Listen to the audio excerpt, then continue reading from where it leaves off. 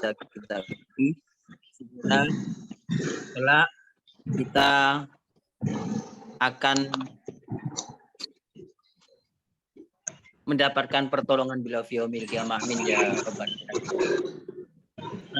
Ustazah, para koordinator Al-Quran yang dirahmati Allah, saya ucapkan terima kasih dan apresiasi setinggi-tingginya panjenengan ikuti acara pada siang hari ini dengan seksama.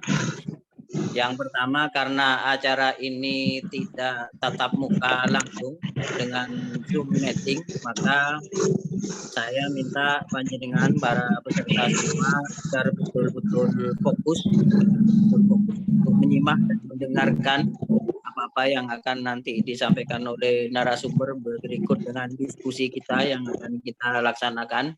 Karena satu-satu bertemu langsung dengan via Zoom meeting seperti ini tentunya auranya berbeda. Ini akan terkurang sekitar 50% konsentrasi kita ketika koordinasi kita dengan Zoom meeting seperti ini. Kalau tidak betul-betul fokus, maka hasilnya tidak akan maksimal. Jadi harus betul-betul fokus. Saya sendiri membiasakan diri nih belajar bicara di depan HP dengan panjenengan semua yang di dunia maya. Ini secara pribadi ini kayak agak aneh karena bicara sendirian di HP, meskipun disimak betul panjenengan tapi tidak berhadapan langsung. Ini ya perlu konsentrasi juga. Satu saja perjuangan dakwah Al-Quran kita, alhamdulillah kalau kemudian kita akan nanya ke diri kita apa yang membuat dakwah Al-Quran kita sukses, apa yang membuat dakwah Al-Quran kita mudah, apa yang membuat dakwah Al-Quran kita diterima anak-anak dan masyarakat. Tentunya yang pertama bergantung kepada niat dan motivasi kita. Kalau niat kita betul-betul pengen agar kita ini menjadi bagian yang kemudian disabdakan oleh Rasulullah Shallallahu Alaihi Wasallam, sebaik-baik kalian itu adalah orang yang belajar dan mengajarkan Al-Quran. Motivasi kita ke sana, insya Allah apa-apa yang kita jalani akan dimudahkan oleh Allah. Tapi kalau punya motivasi lain itu juga akan menjadi bagian dari problem. Yang kedua, mudah, sukses dan tidaknya dakwah Al-Quran kita bergantung dari komitmen kita. Bergantung dari komitmen kita. Para koordinator sekalian, saya sangat banyak melihat, sangat menyaksikan teman-teman yang ngikuti metode UMI itu sekedar ngikuti brand, sekedar ngikuti pasar. Jadi karena, ini ya saya jujur sampaikan, nanti di follow up oleh teman-teman trainer dan pengurus yang lain, karena dianggap kalau ikut metode UMI itu bisa mempermudah Al-Quran. Karena kalau ikut metode UMI itu kayak betul-betul profesional yang akhirnya muridnya banyak. Tujuannya ke sana ini saya kira kurang bagus. Jadi ikut metode UMI itu yang pertama tanggung jawabnya menjalankan sistem yang ada. Baik di sistem 10 pilar metode UMI dan 7 tahapan pembelajaran serta 707 di tahapan mulai dari tahsin sampai ke sertifikasi. Ini kalau diikuti dengan seksama, semua yang ada di manajemen yang ada di metode UMI itu insya Allah hasilnya akan baik, tidak hanya mengikuti brand, menggunakan marketingnya UMI untuk pasar lembaga. Karena yang seperti itu menurut saya kurang baik.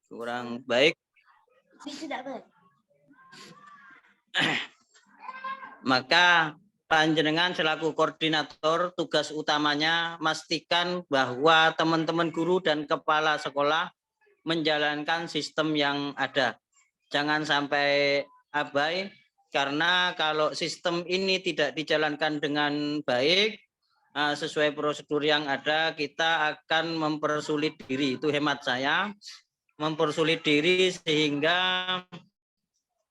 problem itu ditumpuk-tumpuk, tidak diselesaikan, dan anak-anak kita tidak akan mendapatkan fasilitas pendidikan Al-Quran yang baik. Itu kalau kemudian kita ingin mempermudah, memperlancar pembelajaran Al-Quran, ikuti sistem yang ada, ikuti arahan yang ada. Kalau ada problem di lembaga panjenengan, segera berkonfirmasi kami di kepengurusan agar kami sesegera mungkin bisa menindaklanjutinya. Yang ketiga, Ustaz, ciri kesuksesan di lembaga itu bila mana koordinator, guru, dan semua stakeholder yang ada itu selalu pengen belajar, haus belajar untuk meningkatkan kapabilitas individual dan kelembagaan. Jadi tidak mungkin Ustaz, lembaga itu maju kalau tidak beriringan dengan peningkatan SDM gurunya. Di contoh di metode UMI, diharapkan guru-guru sebelum mengajar Al-Quran itu tadarus bersama dulu. Baca Al-Quran bersama-sama. Dari hal kecil ini, kalau kemudian tidak dilaksanakan dengan satu fiksi pemikiran, kan sudah biasa baca Al-Quran, kan sudah besar. Tentunya begini, Ustaz, kalau kita akan membiasakan anak-anak baca Al-Quran, sedangkan gurunya tidak terbiasa baca Al-Quran, itu juga tidak akan memperoleh hasil yang baik. Jadi hal sekecil itu pun harus dilaksanakan dengan baik. Bagaimana kedisiplinan, bagaimana penataan ini harus dilaksanakan dengan baik sebagaimana yang telah panjenengan dapatkan di pelatihan sertifikasi. Yang kedua, ciri khas umum, sering saya sampaikan kalau kemudian di sertifikasi dan lembaga baru bahwa ciri khas umum dari guru Al-Quran metode UMI itu mudah dan sangat menerima ketika dievaluasi, apalagi dikasih solusi. Jadi itu ciri khas umum, ini harus menjadi kepribadian kita. Kita harus bersyukur ketika dievaluasi, bukan kemudian menyalahkan yang evaluasi. Sehingga keberlangsungan pembelajaran Al-Quran metode UMI di lembaga panjenengan kian hari kian mudah. Yang terakhir, yang ingin saya sampaikan, yang masih jadi problem laporan dari teman-teman pengurus itu adalah pola komunikasi koordinator ke pimpinan lembaga dan ke guru-guru. Karena koordinator itu berdiri di tengah-tengah antara kepala sekolah dan guru-guru, itu harus betul-betul punya pola komunikasi yang bagus, bagaimana memberikan inspirasi kepada kepala sekolah agar mengeluarkan kebijakan sesuai keinginan panjenengan yang sudah diinstruksikan oleh pengurus UMI.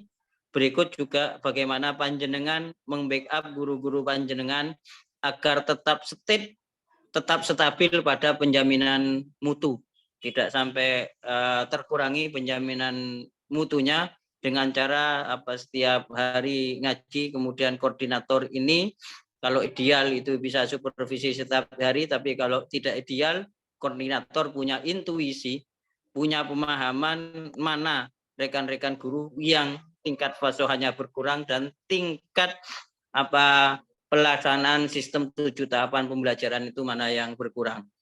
Ini hal-hal yang secara umum perlu panjenengan perhatikan dengan baik. Saya berharap semua lembaga yang pakai Al-Quran metode UMI ini mudah-mudahan punya semangat yang sama. Yang pertama, bagaimana kemudian kita berusaha bersama-sama Al-Quran ini dijadikan proyek utama agar anak-anak didik kita menjadi anak-anak yang bisa baca Al-Quran dengan standar fasohah yang insya Allah jalur sanadnya nyambung kepada baginda Nabi Muhammad SAW. Yang kedua, mudah-mudahan lembaga kita, anak-anak kita dijadikan orang-orang yang teduh, orang-orang yang senantiasa mengharapkan rahmat kepada Allah Subhanahu wa Ta'ala, sehingga aktivitas kita sebagai guru Al-Quran, penggerak Al-Quran, ini menjadikan aktivitas yang menyejukkan hati kita, menenangkan kehidupan keluarga kita, menenangkan kehidupan pribadi kita. Yang terakhir, Ustaz-Ustazah, saya minta maaf apabila ada satu hal mulai panjenengan bergabung dengan kami di Metode UMI, ada percakapan, ada kebijakan, ada sikap dari rekan-rekan pengurus, rekan-rekan trainer yang kurang berkenan, tidak sesuai harapan panjenengan dan lembaga. Kami berusaha semaksimal mungkin, tapi apapun itu kita tetap manusia biasa yang sedang berusaha untuk melakukan hal-hal yang terbaik meskipun tidak baik-baik amat. Jadi saya mohon maaf yang sebesar-besarnya bila mana ada kekurangan. Saya kira itu yang bisa kami sampaikan. Terima kasih atas perhatiannya. Wal afu minkum wa akhiran. Assalamualaikum warahmatullahi wabarakatuh. Waalaikumsalam warahmatullahi wabarakatuh. Terima kasih. Mudah-mudahan apa yang disampaikan tadi bermanfaat bagi kita semua. Amin ya rabbal alamin.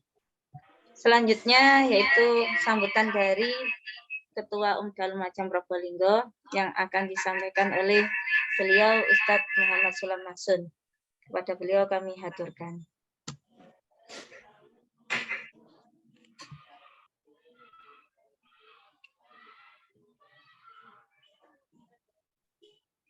Cek 1 2. Apa suara saya terdengar jelas? Halo, Mana teman-teman? Iya, Ustaz, terdengar jelas. Jelas.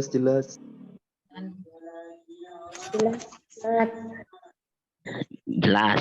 Jelas nggih, saudara. Bismillahirrahmanirrahim. Assalamualaikum warahmatullahi wabarakatuh. Waalaikumsalam warahmatullahi wabarakatuh.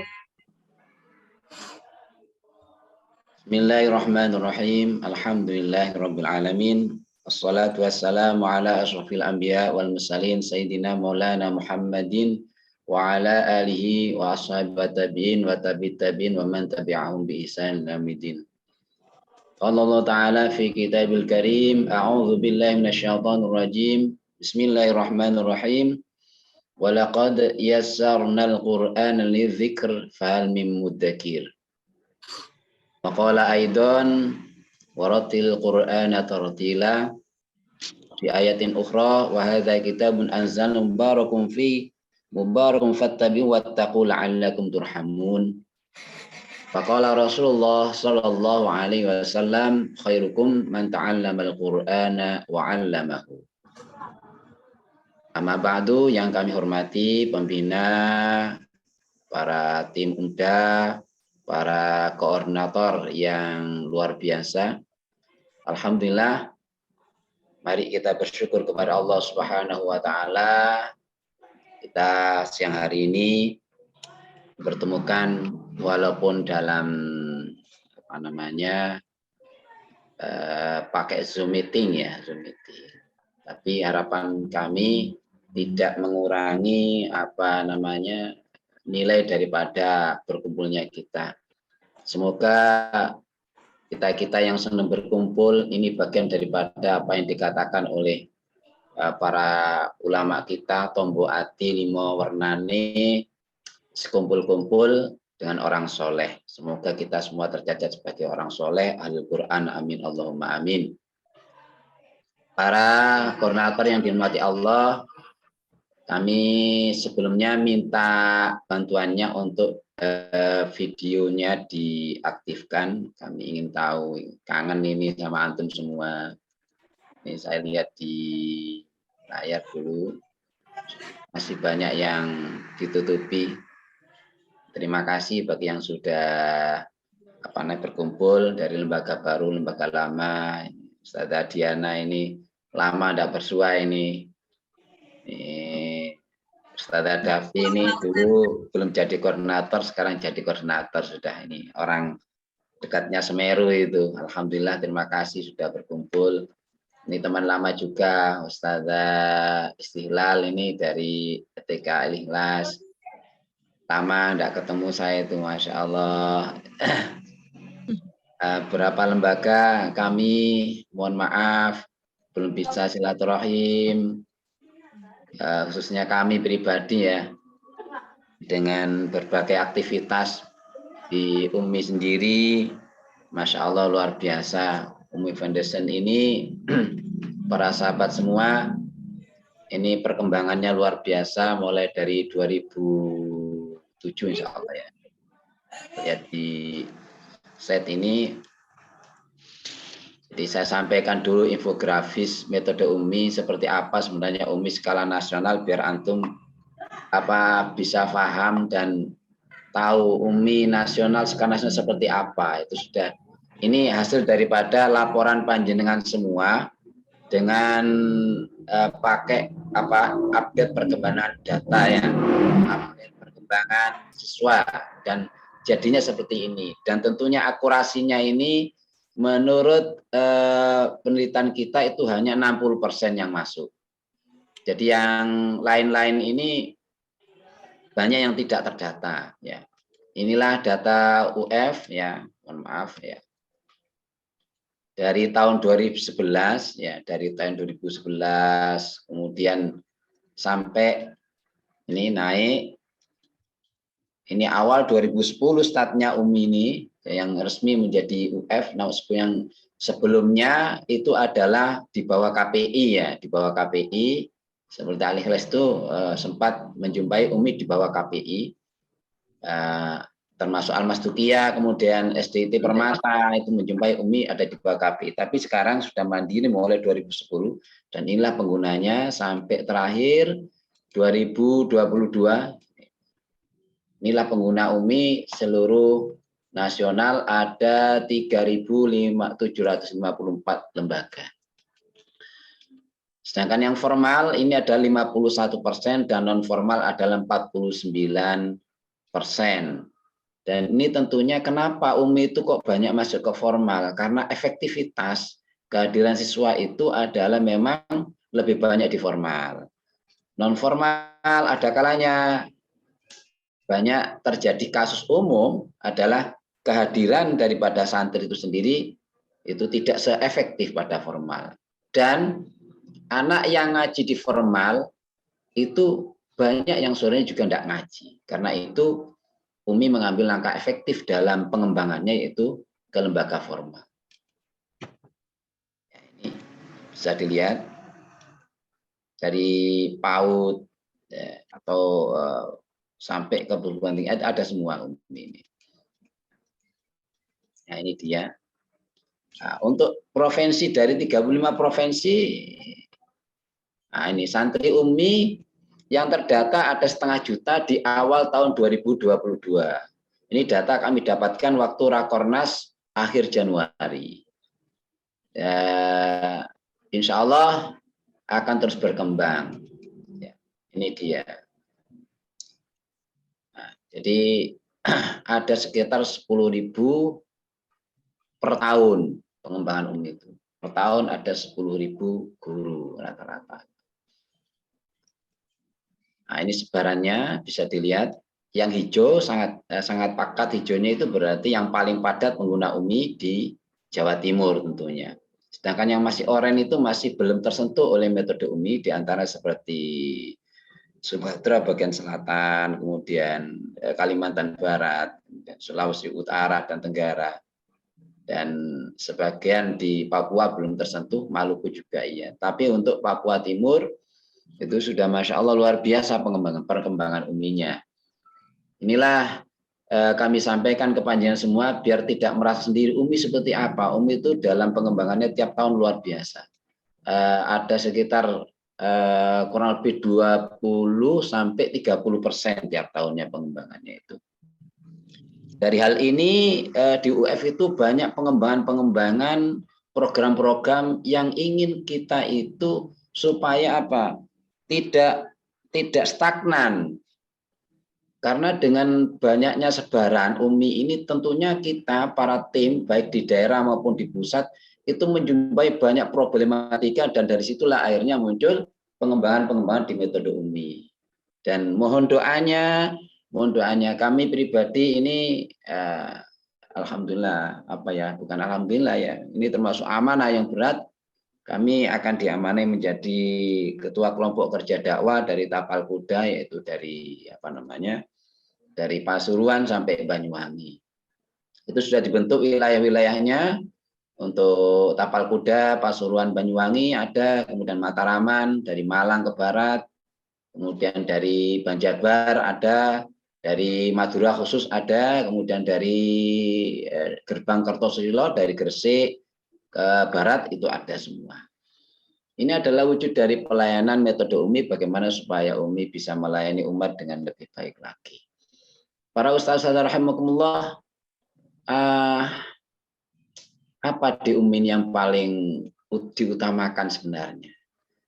Baik, jadi di Umi ini kita berharap seperti yang sampaikan pembina ini sebenarnya kita ada mengacu kepada hadis Rasulullah SAW. Kita berharap menjadi manusia terbaik. Dan syarat dari manusia terbaik itu kira-kira apa? Monggo. Kira-kira apa? Mungkin ada yang bisa merespon. Banyak hadis Rasulullah seperti khairun nas anfa'un nas, betul. Tetapi dari yang terbaik, insya Allah kita yakin hadis inilah yang menjadi jawabannya, yaitu khairukum man ta'allamal Qur'ana wa 'allamah. Karena insya Allah kalau syarat-syarat di khairukum ini, insya Allah akan menjadi khairun nas anfa'un nas. Ya. Pasti jadi khairun nas anfa'hum.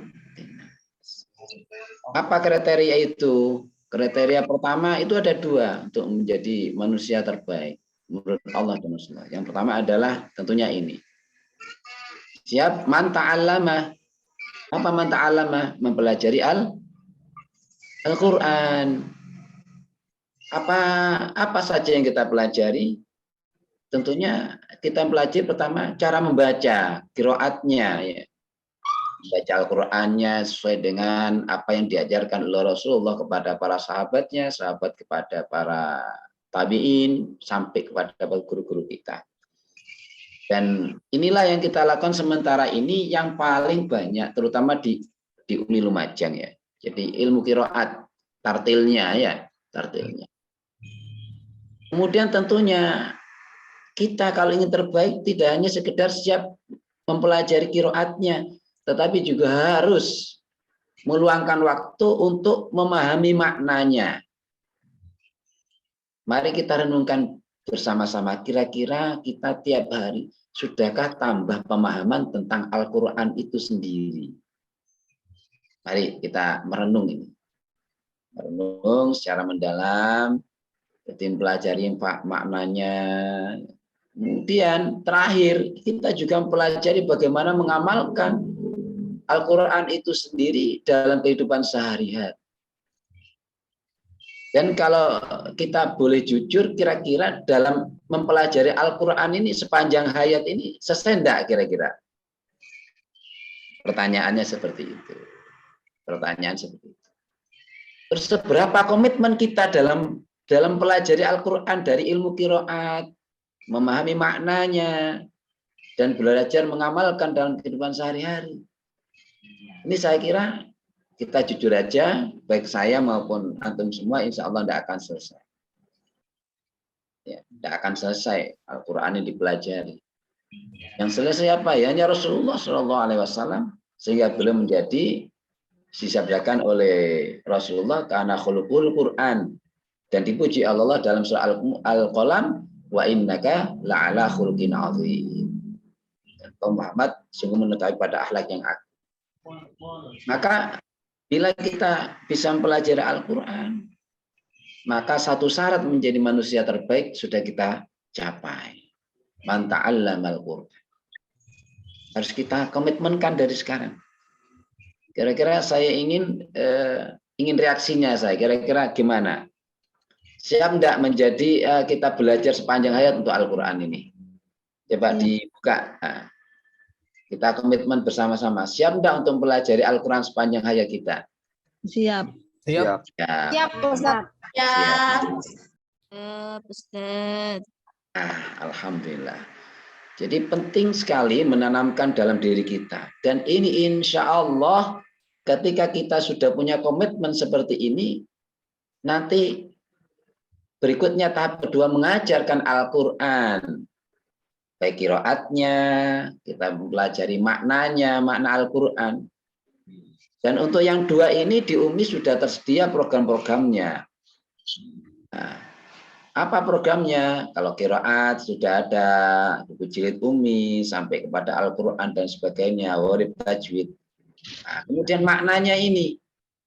Nah, mungkin kalau kita para guru bisa belajar kepada ulama, kepada para guru kita mungkin 1 pekan 1 kali ikuti kajian, di mana di situ ada pembahasan tentang ilmu tafsir atau hadis dan sebagainya. Tapi anak-anak ini sudah ada tersedia di Umi, ada namanya program Turjumanul Quran.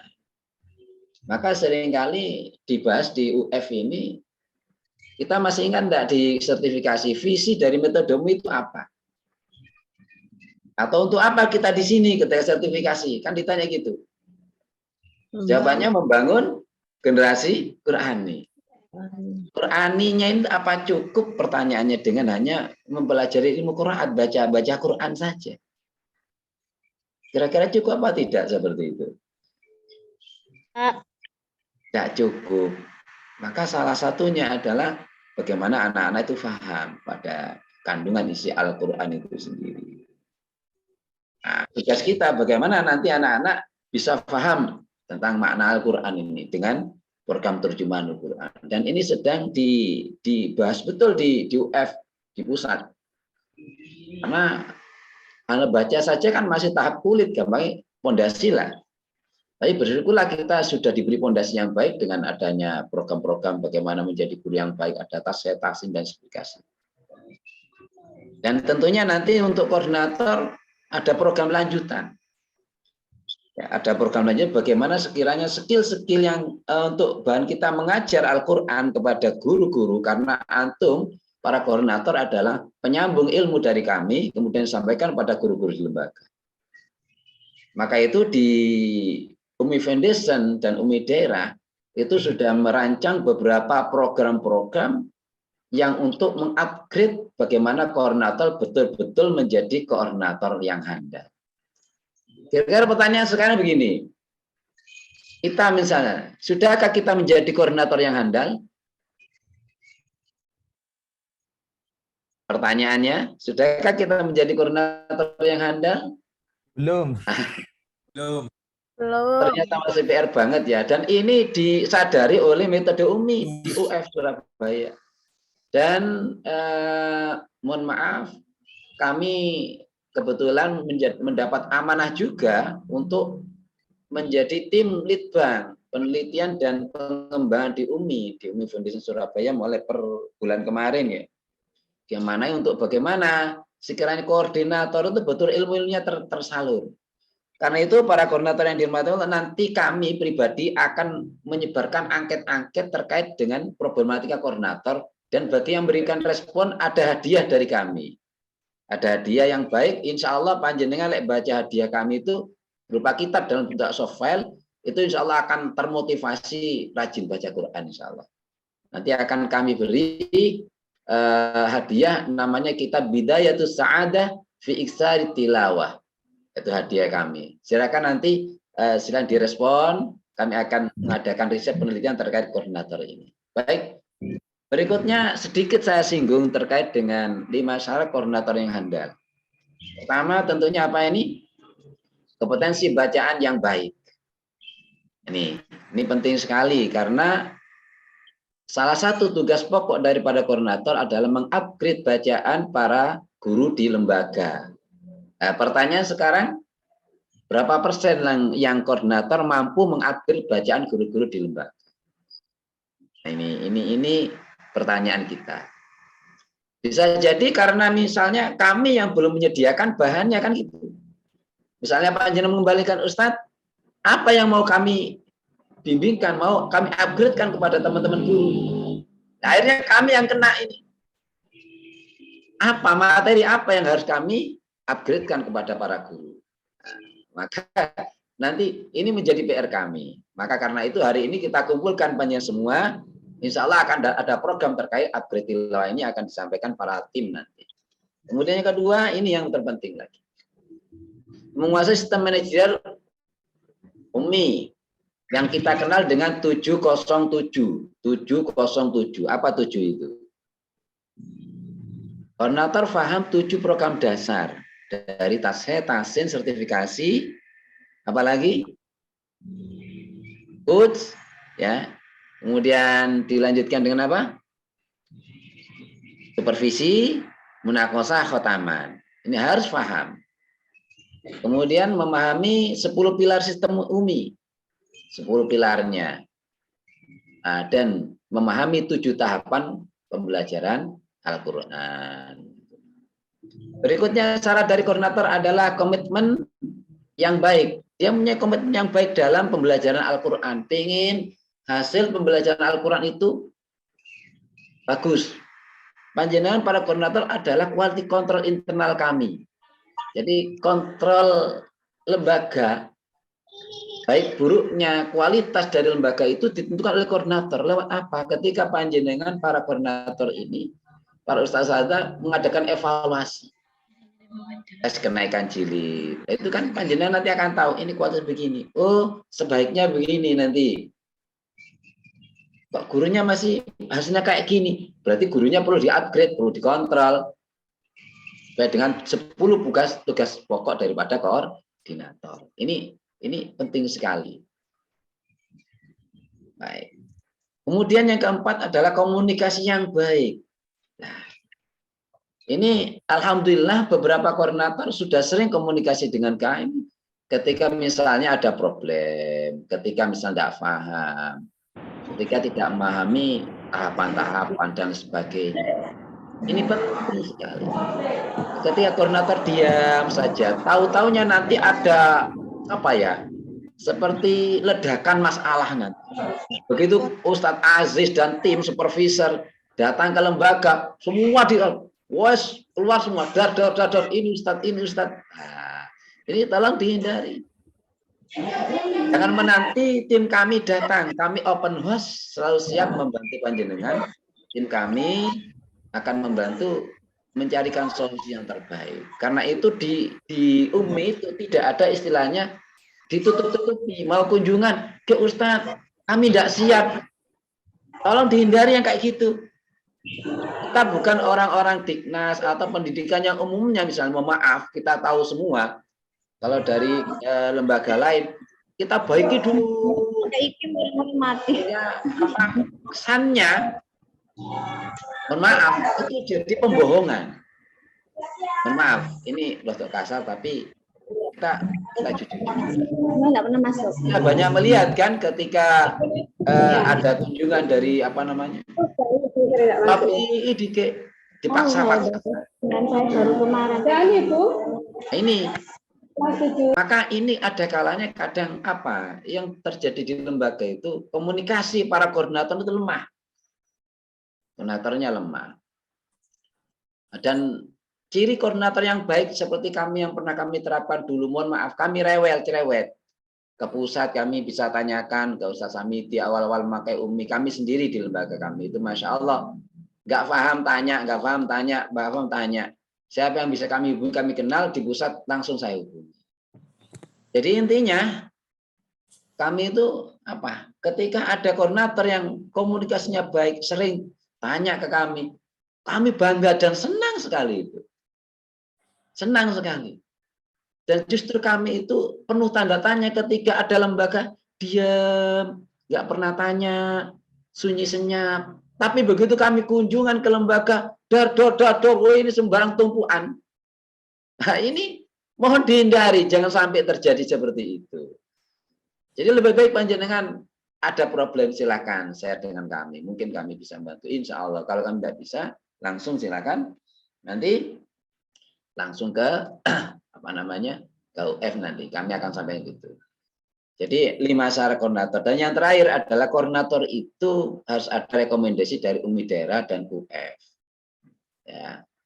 Kenapa ini memang harus disampaikan? Ini karena memang ketika ada pergantian kemudian kami tidak dikasih tahu, kami nanti tidak tahu ini misalnya speknya sudah memadai apa tidak. Kalau biasanya memadai, biasanya seperti apa Ustadz? Kompetensi bacaan kami harus tahu. Mungkin kami perlu minta hasil tashehnya.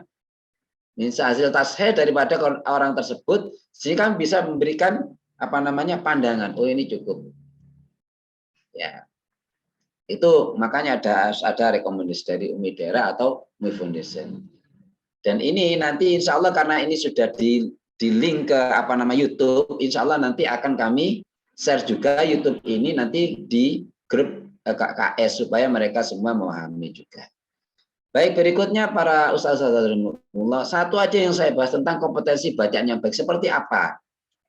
Dari 5 syarat ini kompetensi bacaan koordinator yang handal itu pertama ya mampu membaca Al-Quran sesuai dengan kata tajwid dan woribnya. Kemudian memahami ilmu tajwid, makharid dan sifatul huruf. Ini makharid dan sifatul huruf. Nah ini. Pertanyaan sekarang, makhraj dan sifatul huruf. Kira-kira koordinator itu sudah paham tidak? Kalau makhraj insya Allah banyak yang paham. Sifatul huruf ini yang masih menjadi pertanyaan kami. Kira-kira coba boleh jujur, yang sudah paham bisa tentang sifatul huruf atau hafal sekali, ini bisa memberikan reaksi acungan jempol, monggo. Yang misalnya sudah hafal sifatul huruf, kami ingin tahu, biar kami bisa menentukan langkah nanti, supaya kami bisa menentukan pembinaan pada para koordinator. Kira-kira untuk sifatul huruf paham apa tidak kira-kira para koordinator ini? Belum, Ustadz. Ya, itu. Jadi dalam kenyataan memang itu PR kita bersama. Jadi tanggung jawab kami para tim umda daerah untuk bagaimana panjenengan itu bisa memahami sifatul huruf. Apa gunanya sifatul huruf, Ustadz? Sifatul huruf ini terkait fasohah. Dan ketika ustaz-ustazah memberikan penilaian pada anak-anak, ada nanti ketika ujian naik jilid atau tes naik jilid, itu ada tartil, ada fasohah, ada hafalan. Kalau worib ya ada worib, ada tajwid, dan lain sebagainya. Dan sampai saat ini kami menjumpai dalam hasil kunjungan kami, itu masih sedikit sekali koordinator yang memahami sifatul huruf ini. Sehingga ketika penilaian fasohah itu pokoknya dinilai, pokok ini tajam, bagus, sekian. Kalau ini misalnya begini, sekian. Nah, dari itu maka monggo kita nanti ikuti, insya Allah akan ada upgrade sifatul huruf ini, dan insya Allah tatap muka pertama dan terakhir nanti akan dibarengi oleh Ustadz Erwianto, Master Trainer Tilawah kita. Nah, ini beruntung panjenengan yang hadir ini bisa menerima info ini. Dan jatahnya mohon maaf, tiap kelompok itu nanti 20 orang. Nah, dalam tahap pertama nanti kami akan menerima 2 kelompok. Dan yang mengisi ini adalah trainer yang sudah di TOT tentang sifatul huruf, tidak semuanya punya wewenang. Jadi Umi itu untuk menjadi tim itu ada semacam ada upgrade dulu. Insya Allah sebagai koordinator yang memang kemarin MUU dengan kita juga ikut ya, karena MUU jadi ikut kita panggil, ada kurang lebih 18 pertemuan, 12 pertemuan 12 hari itu ya, 12 hari kita menyiapkan tim yang bisa mengisi materi ini, kemudian dipilih beberapa orang, sementara 2 orang kemudian kita kirim ke pusat untuk nanti menjadi narasumber latihan ini, yaitu namanya nanti pendalaman penguatan tahsin tilawah. Maka nanti insya Allah akan disampaikan oleh Ustadz Aziz bagaimana teknik-teknik dan kenapa ada penguatan tahsin dan sebagainya. Insya Allah akan disampaikan oleh Ustadz Aziz. Berikutnya, kompetensi tilawah yang baik, terbiasa istiqomah membaca Al-Quran. Para ustadz rahimahullah, ini penting sekali saya sarankan untuk kita semua untuk istiqomah membaca Al-Quran tiap hari. Kenapa? Karena dengan kita itu rajin baca Al-Quran, otomatis nurnya, semangat kita itu akan otomatis akan memberkahi kepada anak-anak didik kita dan keluarga kita. Maka walaupun kita punya sistem yang baru seperti yang bagus seperti metode Umi punya sistem ini, tapi kita selaku pendakwahnya itu kok baca Al-Qur'annya malas dan sebagainya, kita bisa melihat efeknya kepada anak-anak kita. Karena hakikatnya kita dakwah bukan hanya sekedar memberikan wawasan pengetahuan tentang bacaan Quran kepada anak-anak. Anak-anak bukan hanya kita buat mereka itu paham bagaimana cara baca, tapi kita mengisi hati mereka dengan Al-Quran itu sendiri. Maka kalau hati kita cinta kepada Al-Quran, membiasakan baca Al-Quran tiap hari, mempelajari maknanya, berusaha mengamalkan isinya dalam keseharian, insya Allah, maka akan nur kita akan sampai kepada keluarga kita, kepada anak-anak kita, kepada anak didik kita semua. Amin Allahumma amin. Ini berikutnya kita seperti tadi senantiasa pelajari memahami isi kandungan Al-Quran. Insya Allah nanti akan ada gebiar program terjemahan ini karena memang sudah mulai digalakkan di Umi Foundation. Kenapa? Karena kita berusaha bagaimana anak kita tidak cukup bisa memahami, tidak bisa cukup membaca Al-Quran, tapi juga berusaha untuk memahami juga. Nah, ini yang terpenting.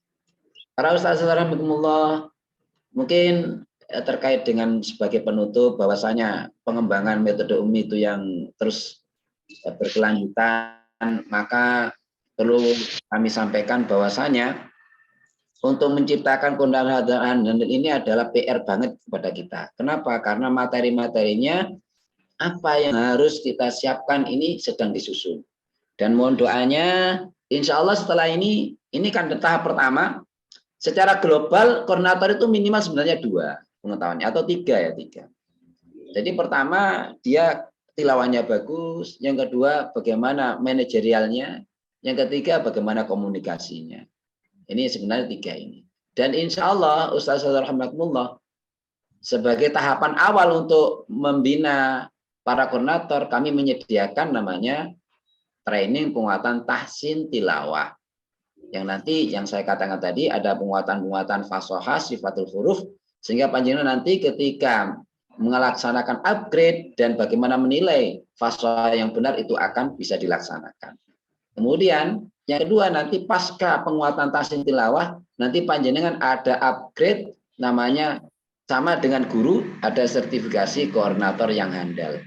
Dan itu nanti sama dengan yang dilaksanakan oleh sertifikasi guru. Artinya apa? Guru aja yang sudah disertifikasi masih butuh ini itu. Nah, koordinator yang tidak pernah disertifikasi, bagaimana jalannya? Kan pertanyaan kita semua. Maka di UMI sudah disiapkan sertifikasi guru Al-Quran, koordinator yang handal. Insya Allah timernya sama dengan sertifikasi guru Al-Quran, gitu. Yaitu 3 hari. Dan ini nanti insya Allah lebih luas. Bisa jadi tidak 3 hari full, nanti bisa setengah hari, tapi artinya nanti dapat sertifikat ketika koordinator itu memang mengikuti materi sertifikasinya dengan utuh. Dan ketika tidak mengikuti, maka wajib mengqadha. Ini apa? Kita laksanakan seperti ini karena yang terjadi ketika kita mengadakan pembinaan koordinator, terjadi tumpang tindih materi, di mana kadang kita mengumpulkan koordinator, yang satu sudah menerima, yang satu baru belum menerima. Maka dari itu di UF akan dipatenkan ada namanya sertifikasi koordinator yang handal. Kira-kira pertanyaannya, siap enggak koordinator ini kita upgrade ini? Siap Ustaz. Insya Allah siap Ustaz. Siap, jawabannya kok lemes ini jawabannya. Insya Allah siap Ustaz. Siap. Insya Allah siap Ustaz. Nah, insya Allah panjenengan diajari bagaimana komunikasi yang baik, bagaimana memahami karakter, bagaimana supervisi, bagaimana coaching, bagaimana menyiapkan kepanitiaan dan lain sebagainya, itu nanti akan dibahas semua di situ. Para koordinator yang dirahmati Allah, ini yang bisa kami sampaikan terkait program-program ke depan UMI daerah Lumajang. Dan tentunya bukan hanya Lumajang saja, tapi semua di wilayah UMI Foundation itu akan dilaksanakan bagaimana kira-kira para pendakwah ini terus ngaji, terus belajar, meningkatkan profesionalisme dalam dakwah ini. Tidak lain apa? Niatnya mencari Allah, memuliakan Al-Quran itu sendiri. Insya Allah para koordinator yang handal ya, insya Allah pada akhirnya siap menjadi kepala sekolah yang handal nanti. Itu begitu. Walaupun misalnya jadi kepala sekolah, tapi insya Allah ilmunya kepala sekolah panjenengan sudah 90% menguasai nanti. Jadi itu insya Allah begitu. Amin Allahumma amin. Amin. Kalau Siap, gitu, siap. Tetap. kita terus belajar, semangat, sebagaimana sabda Rasul, khairukum man ta'alamal Qur'an wa 'allamah. Mungkin itu yang bisa kami sampaikan. Mudah-mudahan bermanfaat. Mohon doanya, mudah-mudahan semua kita tim diberi kesehatan oleh Allah, diberi istiqomah, diberi sabar, diberi ikhlas, mampu terus mempelajari Al-Quran, mengajarkan, tidak hanya mengajarkan bacaan, tapi maknanya juga dengan uswah yang baik kepada keluarga kita, lingkungan kita, sekitar kita, sehingga kita betul-betul menjadi Al-Quran yang berjalan dan menjadi ahlul Quran. Amin Allahumma amin. Ya, terima kasih dan mohon maaf. Akhiran assalamualaikum warahmatullahi wabarakatuh. Waalaikumsalam warahmatullahi wabarakatuh. Terima kasih. Banyak sekali yang beliau sampaikan. Mudah-mudahan bermanfaat bagi kita semua. Amin ya rabbal alamin. Baiklah, untuk selanjutnya yaitu program penguatan tahsin tilawah untuk para koordinator yang akan disampaikan oleh Ustadz Aziz. Kepada beliau kami haturkan. Monggo Ustadz Aziz. Beliau manajer QE ya, yang bagian supervisi biasanya ke lembaga-lembaga, mungkin banyak yang sudah tahu atau banyak yang sudah kenal ya, sudah hafal sama beliaunya. Oh, kenal Ustadz. Ya, itu sangat kenal katanya. Monggo Ustaz. Baik, terima kasih. Sebelum saya mulai, suara saya terdengar dengan baik? Ya sampun, baik. Baik Ustaz. Kurang jelas Ustaz. Kurang Jelas. jelas. Sudah jelas? Sudah jelas. Oke. Terus kira-kira muka saya bisa kelihatan? Pencahayaan, Ustaz. Pencahayaan. Kelihatan. Sudah kelihatan Ustaz. Ya, kelihatan gantengnya ya. Wah, mantap sekali. Kurang rata. Terima kasih. Baik. Assalamualaikum warahmatullahi wabarakatuh. Waalaikumsalam warahmatullahi wabarakatuh. Bismillahirrahmanirrahim. Alhamdulillahirabbil alamin. Wassalatu wassalamu ala asrofil mursalin sayyidina Muhammadin wa ala alihi washabihi ajma'in. Ustazah yang dirahmati Allah, yang terhormat pembina Ketua Umda Lumajang,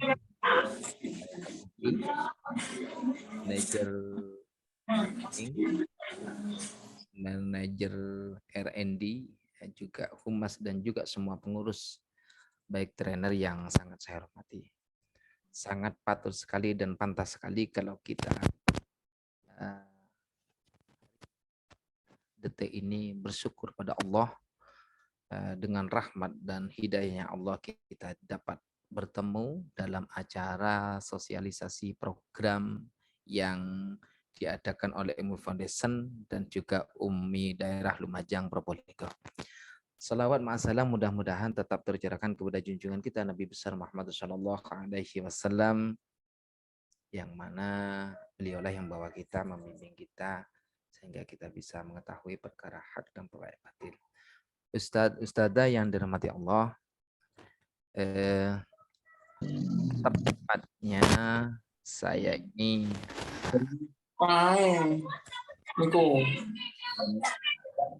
sosialisasikan saja terkait program terbaru yang ada di Umi Foundation dan juga Umda Lumajang Probolinggo. Sebelum kami lanjutkan, dikarenakan filenya itu sudah saya kirim ke Ustazah Renita, apakah siap Ustazah Renita? Oke, siap Ustaz. Alhamdulillah, terima kasih. Baik Ustazah yang dirahmati Allah. Nah, betul yang disampaikan beliau tadi, ketua maupun pembina, bahwasanya di Umi itu tidak stagnan ya. Tidak hanya itu saja. hanya itu saja. Akan tetapi terus berkembang agar supaya apa? Mengantisipasi agar supaya pertanyaan jenengan yang merepotkan trainer itu berkurang. Contoh, apalagi Ustaz yang mau dipelajari saya biar tidak begitu ya. Insya Allah begitu. Baik, Ustaz dan dirahmati Allah, sedikit saya sampaikan bahwasanya pasca sertifikasi itu kan ada coach, terus juga ada pendampingan, maksudnya ada supervisi dan juga munakosah, juga khatmul Quran. Maka disitulah insya Allah ketemu bahwasanya anak atau guru. Ngapunten Ustadz, suaranya kurang jelas. Suaranya bisa dikeraskan, J. Baik, sudah jelas? Jelas, insya Allah. Oh, subhanallah, terima kasih. Jelaskan dikit ya, Ustaz. Memang pas suaranya atau serak-serak basah. Ya, ini lebih keras dari tadi. Ya karena ini saya pegang ini. Iya. Baik, terima kasih. Berarti. Baik, terima kasih.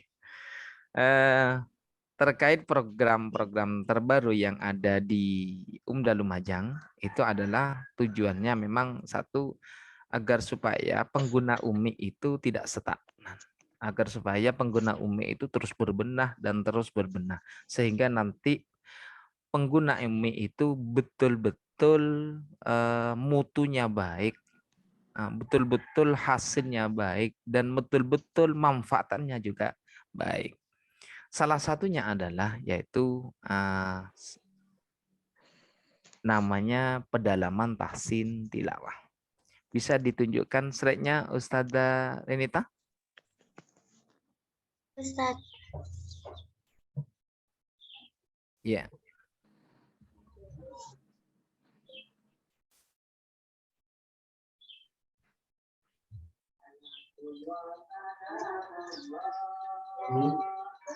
Baik. Nah, ini adalah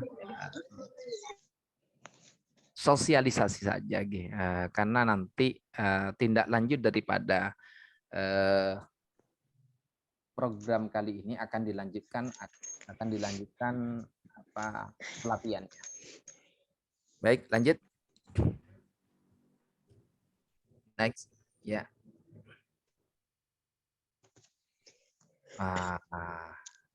Selamat datang peserta penguatan tahsin tilawah metode UMI.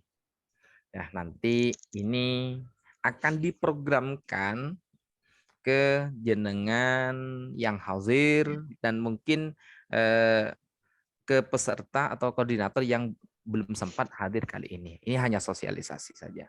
Next. Next ya. Ya. Wah, saya kira ini ta'aruf ini sudah kenal Ustaz, insya Allah, karena ini muka-muka pasaran ya, sudah terbiasa. Sudah terbiasa kunjungan ke lembaga. Wah, ini ketepatan gambar sing rotok ganteng titi. Lanjut. Ya.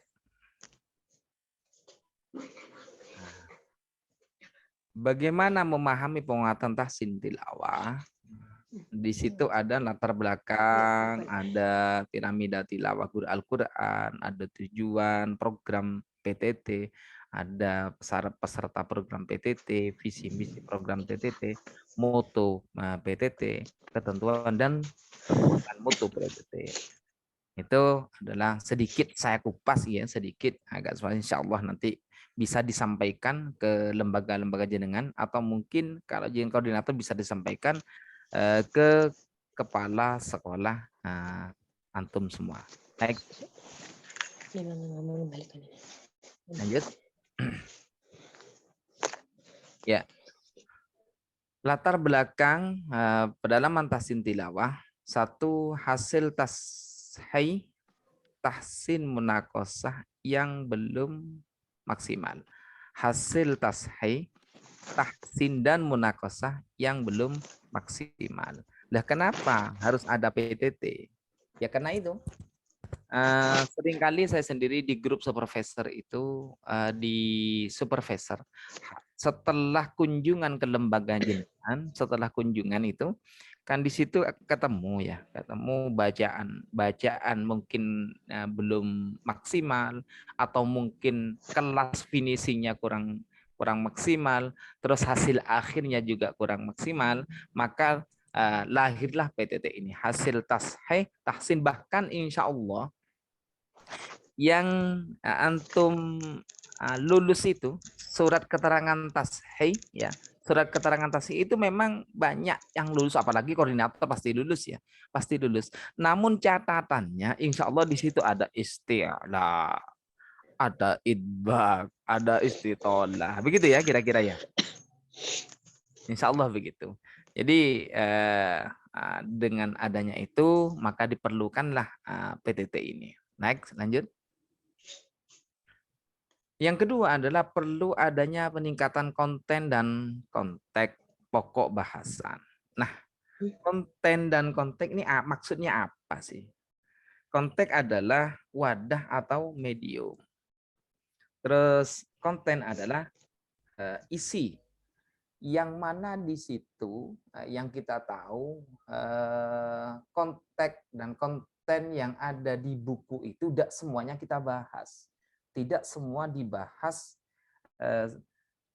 di proses pembelajaran, tidak semuanya. Karena apa? Satu, kesannya memang Umi itu kesannya adalah mudah, menyenangkan, menyentuh hati. Tujuannya di situ, kenapa kok tidak dikupas semua? Agar supaya nanti setelah tashih itu ada peningkatan. Nah, contoh misalnya kita diproses waktu tahsin atau tashih, diperketat misalnya, maka insya Allah bisa dipastikan, tidak jadi belajar, tidak belajar jadi ngajar. Karena apa? Wah, sulitnya bukan main, begitu ya. Jadi perlu adanya peningkatan konten dan konteks pokok bahasan. Jadi pengembangan yang ada di buku jilid yang sudah disediakan oleh Umi Foundation Surabaya. Next, lanjut. Nah, yang ketiga adalah program pasca tahsin dan sertifikasi yang diselenggarakan oleh daerah belum mencapai target maksimal. Betul sekali. Wah, terkadang begini, saya kemarin itu ada kunjungan ke satu lembaga. Saya tanyakan guru-gurunya, Ustazah, sudah lulus, geng? Insya Allah sudah lulus. Alhamdulillah Ustaz, sudah lulus semuanya. Nah, setelah dikenakan sudah terbiasa setelah monitoring atau pendampingan itu ada feedback, dan sebelum feedback itu biasanya ada tadarus bersama. Nah, disitulah ketemu diperlukannya yang harus kita tindak lanjuti adalah program perpasca tahsin dan sertifikasi yang diselenggarakan oleh daerah itu belum mencapai target maksimal.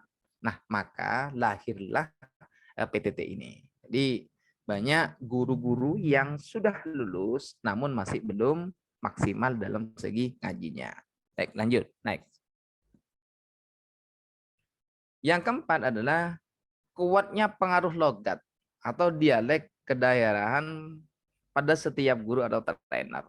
Nah, kalau di daerah Lumajang kecuali memang pendatang ya, koordinatornya pendatang mungkin dari Batak atau apa. Nah, teman di daerah Lumajang agak-agak kayaknya tidak mengena kalau di nomor 4 ini. Di situ mungkin ya logatnya yang ngena sedikit itu logat Jawa. Jim yang ja, terus Madura be itu mungkin yang ngenaknya sedikit insya Allah. Lanjut.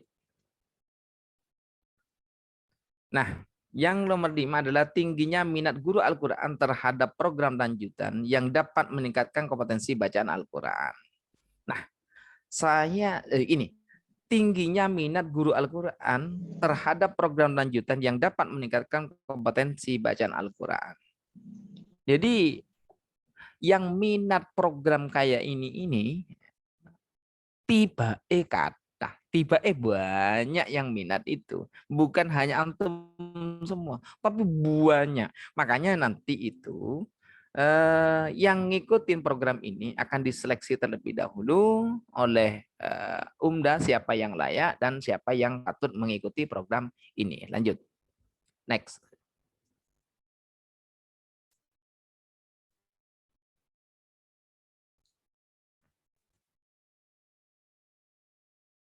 Baik. Ini piramida tilawah Al-Quran, guru dan trainer dan guru bersertifikat UMI. Nah, di situ ada apa? Tahqiq, ya. Ada tahqiq, ada cukup tahqiq, dan juga ada yang belum tahqiq. Nah, yang belum tahqiq ini gimana? Dan cukup tahqiq bagaimana? Tahqiq bagaimana? Nah, belum tahqiq itu ya kita belajarnya yang ke atas. Belajar ke belum tahqiq ya belajar sekiranya cukup tahqiq. Setelah cukup tahqiq bagaimana? Ya kita belajarnya ya sekiranya kita itu tahqiq dalam membaca Al-Qur'an. Naik. Jelasannya habis ini. Lanjut. Nah. Ya. Nah, ini Ustaz-ustazah yang dihormati Allah. Di sini keterangan tahqiq ya, keterangan tahqiq itu kayak apa, dan cukup tahqiq itu kayak apa, belum tahqiq itu kayak apa. Terus apa itu? Mau digimanakan, mau dipelajari apa ya apa strateginya bagaimana. Jadi yang tahqiq itu adalah suaranya jelas, mampu mengucapkan huruf hijaiyah berdasarkan makhraj, mampu membedakan sifat-sifat yang kuat, pertengahan dan yang lemah, mampu membedakan sifat yang tebal dan yang tipis, harokat tidak miring, sedikit khilafnya dari kesalahan baca Al-Qur'an. Terkadang begini, kita itu tidak tahqiq tapi rumongsone tahqiq. Kita bacaan kita itu tidak tahqiq tapi rumongsone tahqiq. Wah, ini yang parah. Makanya insya Allah kita akan sadar kalau kita ketemu sama guru yang mungkin, contoh misalnya kita belum tahqiq, ketemu sama guru yang cukup tahqiq, maka kita akan terasa sudah. Nah, yang cukup tahqiq juga, yang tahqiq akan merasa kalau kita itu kurang kalau sudah ketemu sama guru yang sudah tahqiq. Ini penjelasannya. Nanti tahqiq itu diperuntukkan untuk siapa? Cukup tahqiq itu pantasnya untuk siapa? Dan belum tahqiq itu bagaimana? Itu nanti akan disosialisasikan, akan dipelajari nanti di pertemuan selanjutnya. Next, Ustaz. Tujuan penguatan tahsin tilawah.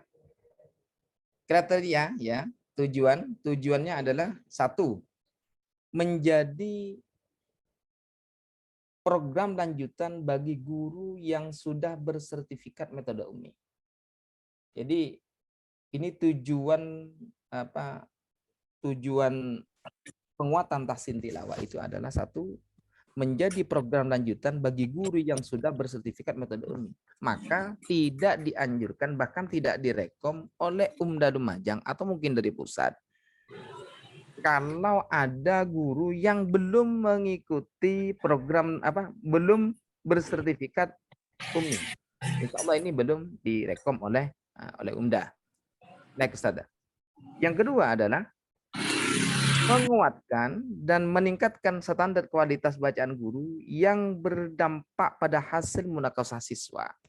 Terkadang begini, hasil daripada munakosah itu jauh dari standar. Nah, kita memaksa untuk standar anak-anak. Namun guru-gurunya mohon maaf tidak mau upgrade. Maka bisa dipastikan bacaan anak itu tidak akan tahqiq, tidak akan bagus selagi ustadz-ustadzahnya atau lebih koordinatornya tidak belajar maksimal. Maka dari itu yang kedua adalah menguatkan, meningkatkan standar kualitas bacaan guru yang berdampak pada hasil munakosah siswa. Bisa dipastikan nanti kalau koordinatornya itu sudah mengikuti pedalaman tahsin tilawah ini, insya Allah kalau dimanfaatkan ke guru-guru maka akan menghasilkan siswa yang hasil munakosahnya insya Allah akan baik dan bagus. Yang ketiga, next sudah, memahamkan grade kemampuan tilawah Al-Quran bagi para trainer dan guru Al-Quran. Jadi memahamkan grade kemampuan tilawah, ya, tilawah Al-Quran bagi para trainer dan guru Al-Quran. Ini yang nomor 3. Baik, yang nomor 4, memahamkan macam-macam kesalahan dan salah paham dalam belajar dan mengajarkan Al-Quran. Jadi memahamkan bacaan. Jadi tujuan PTT itu adalah nanti salah satunya adalah yang nomor 4, memahamkan macam-macam kesalahan dan salah paham dalam belajar dan mengajarkan Al-Quran. Nah, saya tidak bisa bayangkan kalau kita tidak paham mana yang salah, mana yang betul. Mana yang salah, mana yang betul. Makanya insya Allah di pedalaman tahsin tilawah itu diajari bagaimana bacaan yang betul dan diajari bagaimana bacaan yang salah. Next. Nah, kriteria peserta PTT. Nah, ini juga ada kriteria. Pertama, 1, lulus tashih metode umi. Sudah ikut sertifikasi, juga sudah lulus tashih metode umi. Nah, kadang kan ada guru yang belum lulus tashih ikut sertifikasi umi. Maka ini tidak direkom. Makanya ini kriteria peserta PTT ini nanti 1 adalah lulus tashih metode umi. Terus yang kedua adalah bersertifikat metode umi. Jadi 1 lulus tashih juga bersertifikat metode umi. Pernah ngikutin sertifikasi Al-Quran metode umi. Naik. Selanjutnya adalah visi misi penguatan tahsin tilawah. 1, menjadi program utama dalam menguatkan standarisasi guru Al-Quran dan hasil munakosah siswa. Wah, ini ya sangat-sangat bagus sekali ya.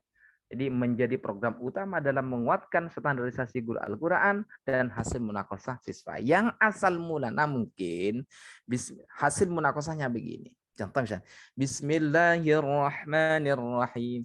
Sabbihisma rabbikal a'la. Nah, nanti kalau sudah dipelajari penguatan tahsin tilawah sudah tidak begitu. Sabbih isma rabbikal a'la, akan bagus, insya Allah akan bagus seperti itu. Terus selanjutnya adalah visi misinya menguatkan konten konteks ya dan pokok bahasan buku metode umi. Jadi contoh ini. Contoh yang ada di jilid 4 di halaman 21 yang saya ingat itu contoh ini ya. Jadi menguatkan konten konteks dan apa ini? Menguatkan konten konteks dan pokok bahasan buku metode umi. Dan pokok bahasan metode umi. Contoh ini, contoh kecilnya. Terkadang kita tidak sadar bahwasanya kita itu kurang tahqiq, kurang bagus. Contoh di halaman 21 yang saya ingat saya. Di jilid 4. Contoh. Ma.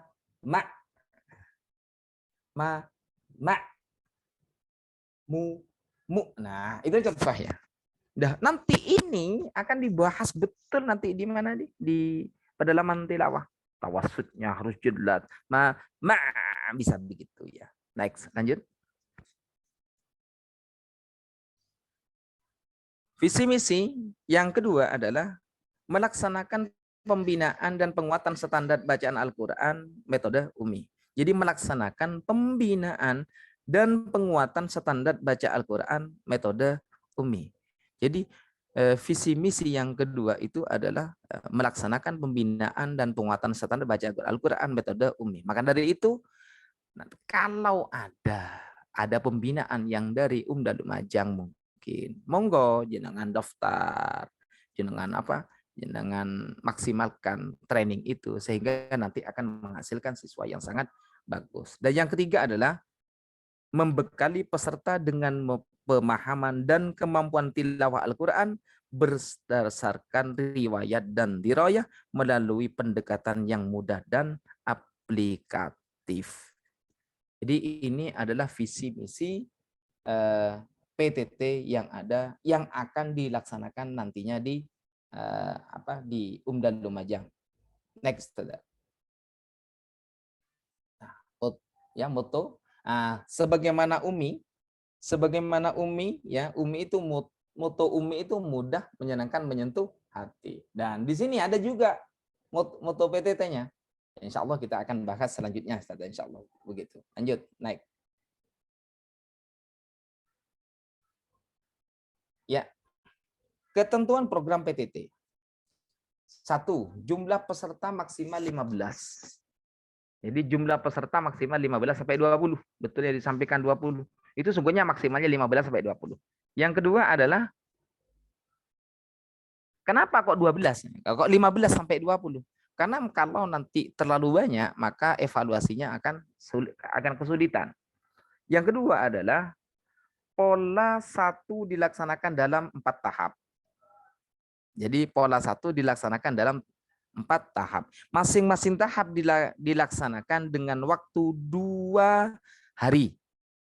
Jadi pola 1 dilaksanakan dalam 4 tahap. Masing-masing tahap dilaksanakan dengan waktu 2 hari. Mulai dari pukul 8 pagi sampai jam 4 sore atau 112 JPL. Pola yang kedua dilaksanakan dalam 12 tahap 12 tatap muka. Betul yang disampaikan ketua tadi.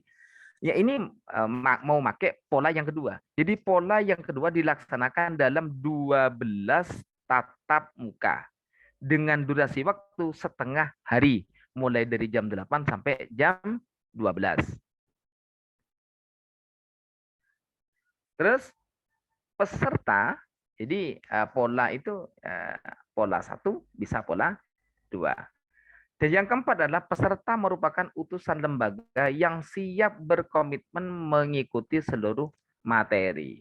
Jadi di sini Ustaz-Ustazah yang dirahmati Allah, jadi peserta itu adalah merupakan utusan lembaga yang siap berkomitmen mengikuti seluruh materi. Tidak bisa digonta-ganti. Contoh, misalnya hari ini si A, keesokan harinya si B, ini tidak bisa. Jadi harus satu ustadz atau ustadzah.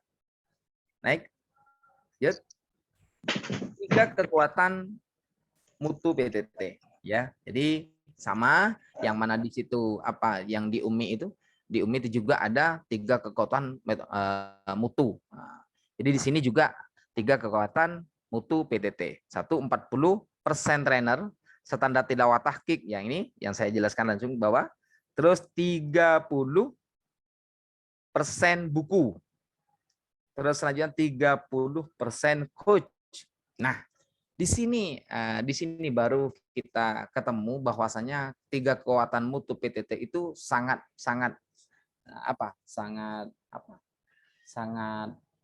bagus sekali.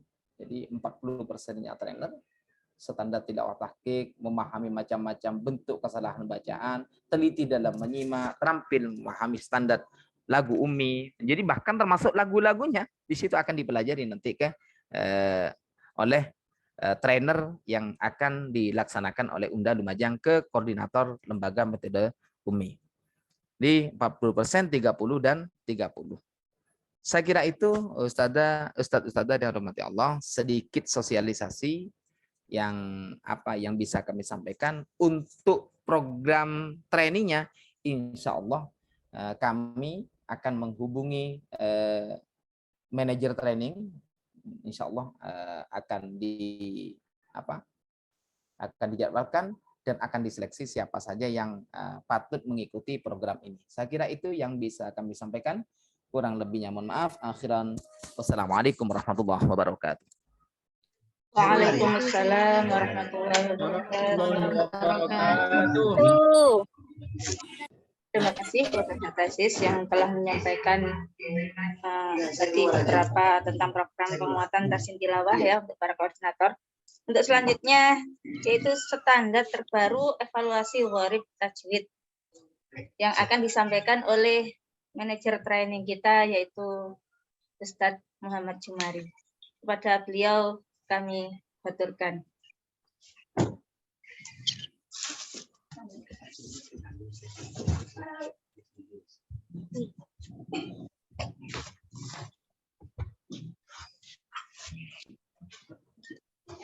Sudah muncul.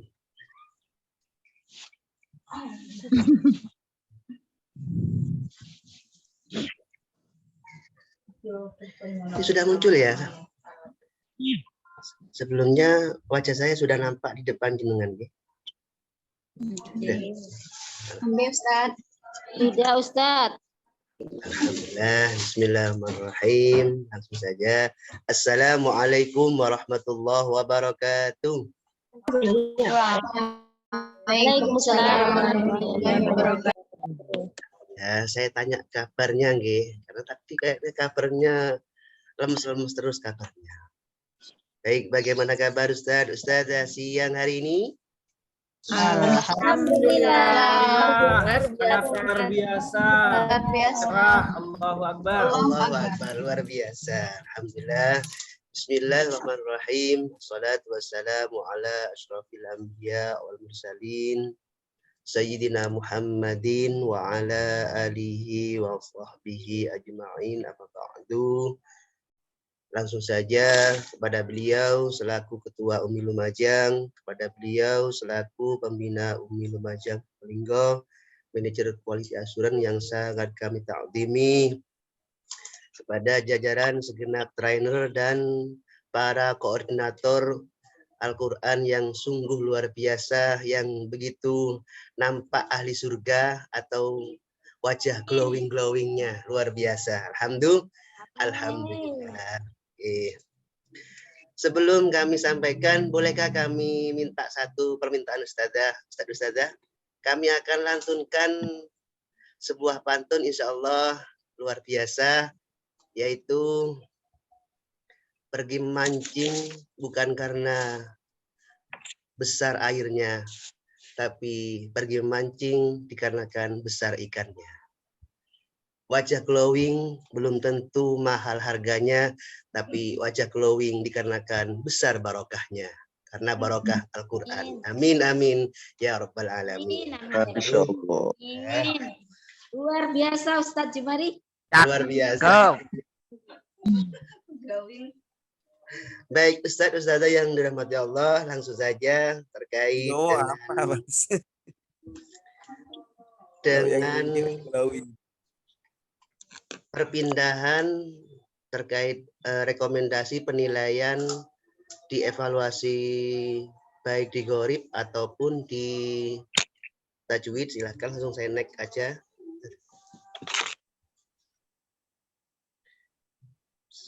Kami akan munculkan dulu terkait standarisasi evaluasi Gorib.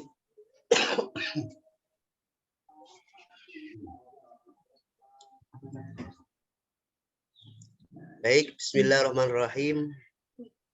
Pertemuan koordinator lembaga, di sini ada pengguna Umi via Zoom, yaitu terkait di kami adalah standar evaluasi Gorib Tajwid terbaru. Langsung saja, sudah kami tadi uluk salam. Baik, Ustazah yang dirahmati Allah, memang di sini kami sampaikan sedikit terkait dengan tingkat kesuksesan lembaga, itu ada di posisi 40 sampai 50% di tangan koordinator yang handal. Karena koordinator adalah ibarat driver mobil yang sudah canggih. Di Umi itu metode yang canggih. Hanya saja di Umi itu melihat kapasitas atau kinerja seorang koordinator. Kalau koordinatornya handal, insya Allah akan maksimal. Bisa jadi mobil itu terbang nanti. Secara baku, anak-anak memang harus terampil baik di komentar Gorib atau benar Gorib, serta terampil bacaan ayatnya. Itu baku, tidak boleh ditawar. Namun, yang menjadi titik temu munculnya nilai setiap siswa adalah ketajaman di fasohanya. Oke. Intinya anak-anak itu nanti muncul nilai misal A. Bagaimana nilai A? Anak terampil baca gharib, anak terampil komentarnya, anak benar gharibnya. Tapi di sini ada nilai ketajaman fasohanya. Di tajwid juga begitu. Anak terampil sudah di tajwidnya, komentar tajwidnya, terus ditanya ini terampil, tapi juga muncul titik temu nilai itu ketika dikaitkan dengan ketajaman pada fasohah ketika baca. Itu munculnya titik nilainya. Baik, kami sampaikan langsung saja standarisasi evaluasi penilaian gharib dan tajwid pada siswa. Di sini Ustazah, ini ada contoh nggih. Nanti insya Allah akan diputar videonya anak-anak yang kriterianya A, kriterianya B itu yang mana gitu nanti oleh admin kami. Ini kami hanya sampaikan kalau dulu waktu sertifikasi mungkin ada yang ingat memberikan penilaian centang nggih? Dulu ada nggih? Nah, sekarang kita kembalikan, kita standarkan bahwasanya penilaian gharib ini muncul konversi B dan A. Yang B itu bagaimana? Yang B itu adalah fasohanya tidak begitu tajam. Umpama so-nya masih rodok mencucu atau shin-nya masih kurang tafasyi, umpama itu muncul kriteria B. Contoh, a'udzubillahi minasyaitonir rajim, itu masih shin-nya masih belum nampak tafasyinya. Nanti insya Allah akan di setel videonya oleh bagian admin kami. Berikutnya adalah di bagian tajwid, hampir sama penilaiannya. Namun di sini kalau di tajwid itu ketika memberikan contoh itu anak-anak bacaannya pas dan terampil jelas. Contoh ketika memberikan contoh di idgham bigunnah, ya mayyaqulu, nah itu namanya jelas, bisa dikategorikan nilai A. Kalau cuman ya mayyaqulu, itu kurang dengungnya mamangge, tak apa-apa, tetap naik, tetap lulus atau dikasih nilai B gitu. Tidak konversi centang. Kalau dulu kan modelnya kan centang, tuntas centang, tuntas centang. Nah, sekarang dikembalikan pada standarnya, yaitu dikonversikan pada nilai A atau B. Tidak muncul A plus, B plus, tidak begitu. Langsung A, ini bagus gitu. B, ya cukup bagus gitu. Tidak ada nilai C. Kalau C itu berarti anak-anak belum terampil, tidak usah dinilai, masih muncul titik gitu. Nah, ini kan ada sebagian yang saya titik di ikhfa hakiki, ini anak kan belum muncul nilai. Ini anak belum terampil, jadi belum hafal, belum terampil, belum apa-apa, belum dikasih nilai. Nanti muncul nilainya itu terkait bacaannya sudah bagus. Baik, insya Allah sedikit saja yang kami akan sampaikan terkait standarisasi mengevaluasi di gharib dan tajwid, karena hanya perpindahan perpindahan cara menilai aja, bukan merubah dari centang menjadi konversi A dan B, gitu aja. Silakan Ustazah Renita untuk memberikan contoh yang anak penilaiannya yang di bagian A apa B dulu, monggo.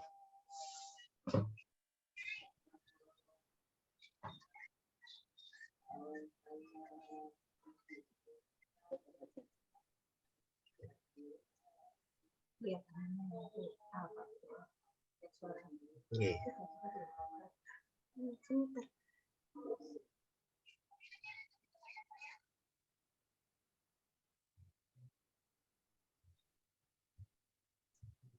Ini koordinator yang nilai apa contoh langsung nih? Iya, dicontoh. Contoh yang biasa.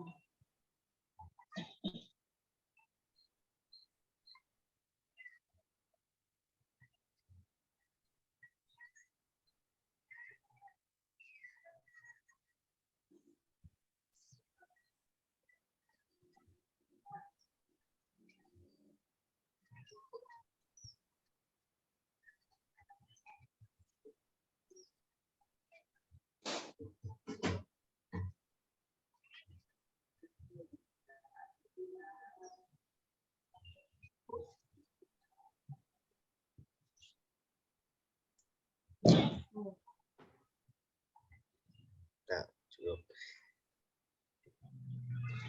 Ini sebelum kami sampaikan, kira-kira menurut panjenengan ini kriteria A apa B, Ustazah? Ustazah? Nilainya hanya menyampaikan aja pun, enggak usah dikasihin, enggak usah evaluasi. Yang penting menurut jenengan ini kan anaknya pun sudah hafal tuntas. Cuman kualitas bacaannya begini, monggo pun enggak apa-apa. Menurut antum, Ustazah, nilainya kriteria A apa B gitu? B. Nah, B ya, mantap. Kenapa? Karena dalam ketajaman membaca dalam fasoha itu masih ada yang kurang. Suara tadi seperti suaranya suara Putri Duyung. Silakan Ustazah contohkan yang lain, Ustazah.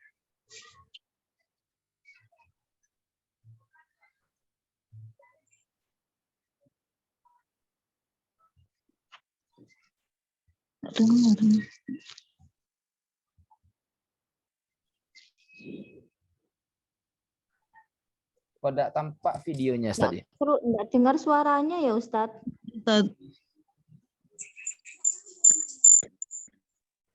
Ini berupa video apa suara Ustaz? Video ini. Enggak ada. Belum tampak videonya. Videonya enggak tampak Ustaz. Masih screen sharing.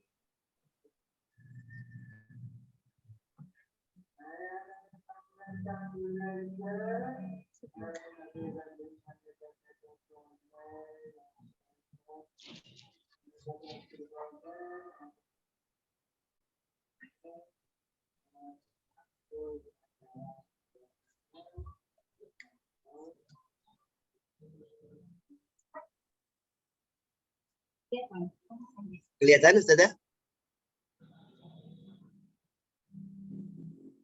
Belum disetel Ustaz. Belum muncul Ustaz. Belum diklik Ustaz. Belum tampil ya? Belum. Belum di-share. Suaranya saja. Belum tampil. Coba video yang satunya yang bisa Filenya aja.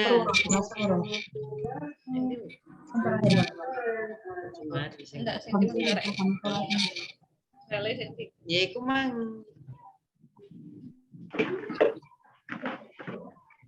Suaranya enggak kali coba Yang nomor ini. Ajun nomor ini. Korek.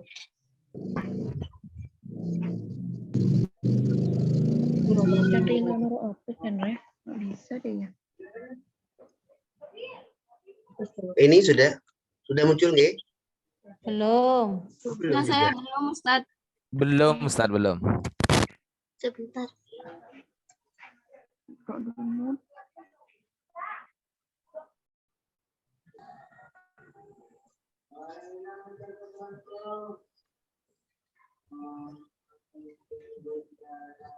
Mana video? Kok nggak masuk?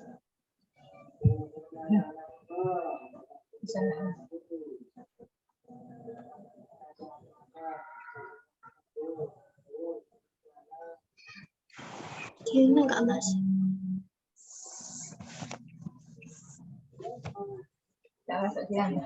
Tidak ada. Apa bisa langsung kasih contoh aja Ustaz? Sebentar Ustaz.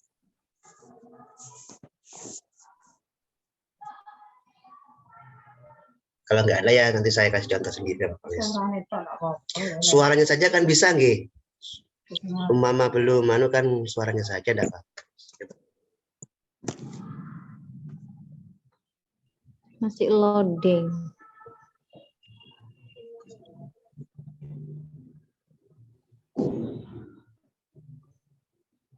Mohon ustadzanya bersabar. Siap Ustadz.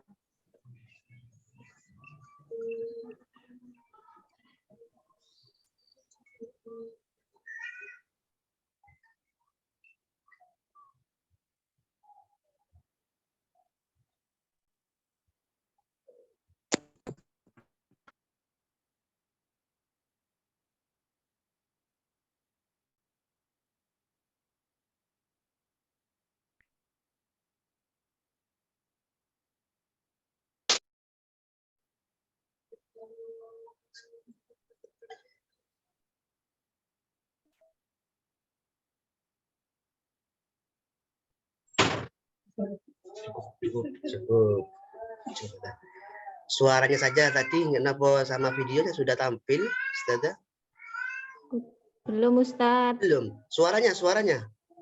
Tidak keluar suara. Insya Allah belum. Oh, belum. Suaranya nggak keluar berarti ya. Nggak. Belum Ustadz. Ya. Ini Ustadz Jumari aja. Oh itu ya. Oke. Begini Ustaz, di SMP 4 itu kan mau ada pras. Coba Ustazah Fira dicoba langsung. Oh gitu. Wah Ustadz Aziz ini. Sementara ini Ustazah, kami sampaikan terkait penilaian itu tidak dicentang lagi, namun dikonversi nilai B atau A. Yang B itu anggap sudah biasa-biasa saja makhraj dan sifatnya anak-anak. Kalau yang A mungkin tajam sifat hurufnya. Saya contohkan begini. Ata amrullahi fala tasta'jilu. Beda dengan ata amrullahi fala tasta'jilu. Nah, kan bedakan nggih. Bedanya jenengan ketika sudah bisa membedakan yang begini, maka jenengan nanti memberi nilai tidak dicentang lagi. Artinya, oh si A ini nilainya A, si B ini nilainya B. Jadi jenengan sudah tahu terkait kemampuan siswa yang ada di lembaga panjenengan. Begitu maksudnya. Ataupun di tajwid, sama dengan di tajwid. Kalau tadi itu kan ada mencontohkan contohnya, nah itu contohnya saja pakai dengung. Contohnya. Ya. Contohnya, nah itu dengung, contohnya. Baik. Nah itu nampak, nampak ketajaman, iya nampak ketajaman fasohanya, dengungnya. Ya itu dikategorikan atau dikriteriakan pada konversi A. Kalau hanya biasa-biasa saja, man mana gosikin ida wakoba ha dan itu, nah alimun hakimun kok min bin itu, azizun wafurun mama begitu contohnya. Itu anak-anak kan biasa-biasa saja, jadi sama-sama hafal, sama-sama terampil hafalannya, tapi beda kualitas bacaannya. Itu aja. Oke. Cukup nggih? Mungkin itu aja yang dapat kami sampaikan, karena hanya kami di sini hanya menstandarisasi saja dari terkait ketangkasan tentang menuju ke konversi A atau B gitu aja. Jadi nggak banyak yang kami sampaikan. Mudah-mudahan sedikit yang kami sampaikan ini dapat barokah, manfaat di dini wa dunya wal akhirah. Amin amin ya rabbal alamin. Amin. Assalamualaikum warahmatullahi wabarakatuh. Waalaikumsalam warahmatullahi wabarakatuh.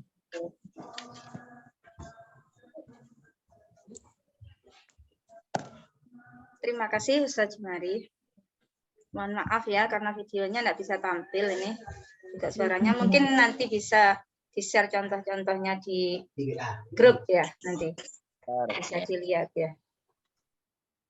Baik, untuk selanjutnya yaitu info SIM UF terbaru versi 4.0 yang akan disampaikan oleh admin kita yaitu Ustazah Renita Anggraini. Beliau kami persilahkan. Yang langsung ke pusat itu, Ustaz.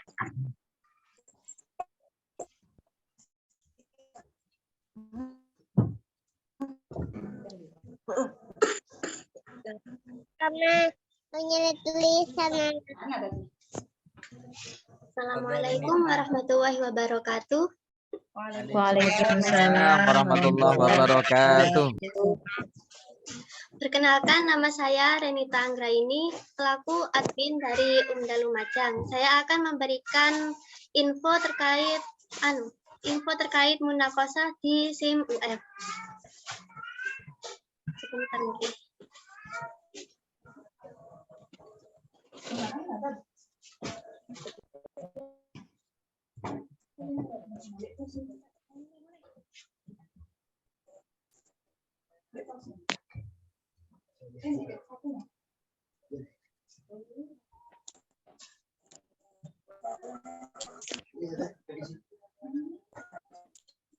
Mungkin dari Ustadzah belum paham apa itu SIM UMI Foundation, terutama bagi koordinator baru nggih.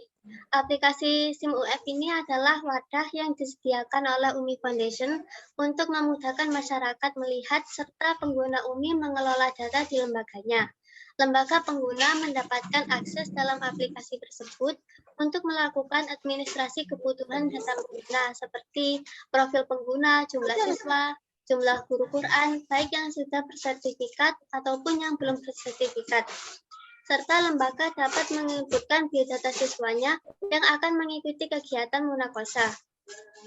Kemudian data tersebut akan dianalisa dan menjadi sumber pengambilan keputusan untuk keberlangsungan program pembelajaran Quran yang lebih baik bagi lembaga. Untuk saat ini, sistem munakosah di SIM UF ini masih dalam tahap uji coba, jadi belum fix yang kami paparkan ini nanti realitanya akan seperti saat ini begitu. Lalu apa saja fitur di SIM UMI Foundation? SIM UMI Foundation memudahkan lembaga dalam proses administrasi data sebagai pengguna metode UMI. Administrasi data yang saat ini tersedia di app SIM UMI Foundation antara lain, yang pertama ada data lembaga pengguna, yang kedua data guru Al-Quran metode UMI, baik yang bersertifikat maupun yang belum bersertifikat. Yang ketiga yaitu data siswa atau santri metode UMI. Kemudian yang terakhir yang masih coming soon ini ada data siswa atau santri munakosah metode UMI. Kemudian apa saja manfaat munakosah di SIM UF ini? Lembaga bisa langsung mengajukan kegiatan munakosah dengan menginputkan tanggal kegiatan di akun lembaga masuk menggunakan nomor register pengguna yang nantinya akan disetujui oleh Umda atau pusat. Jadi kalau yang sekarang kan kalau mau mengajukan munakosah itu melalui surat begitu nggih. Kalau sekarang itu kalau nantinya ya yang coming soon ini bisa menginputkan langsung di SIM UF begitu.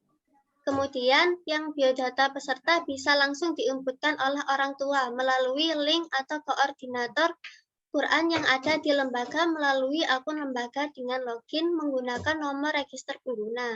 Ini untuk meminimalisir nama atau alamat atau tanggal lahir yang biasanya salah cetak gitu, masih typo gitu. Jadi ayo aku boleh meminimalisir kesalahan sertifikat gitu. Kemudian akses aplikasi mudah melalui alamat website umifoundation.com atau download aplikasi melalui Play Store.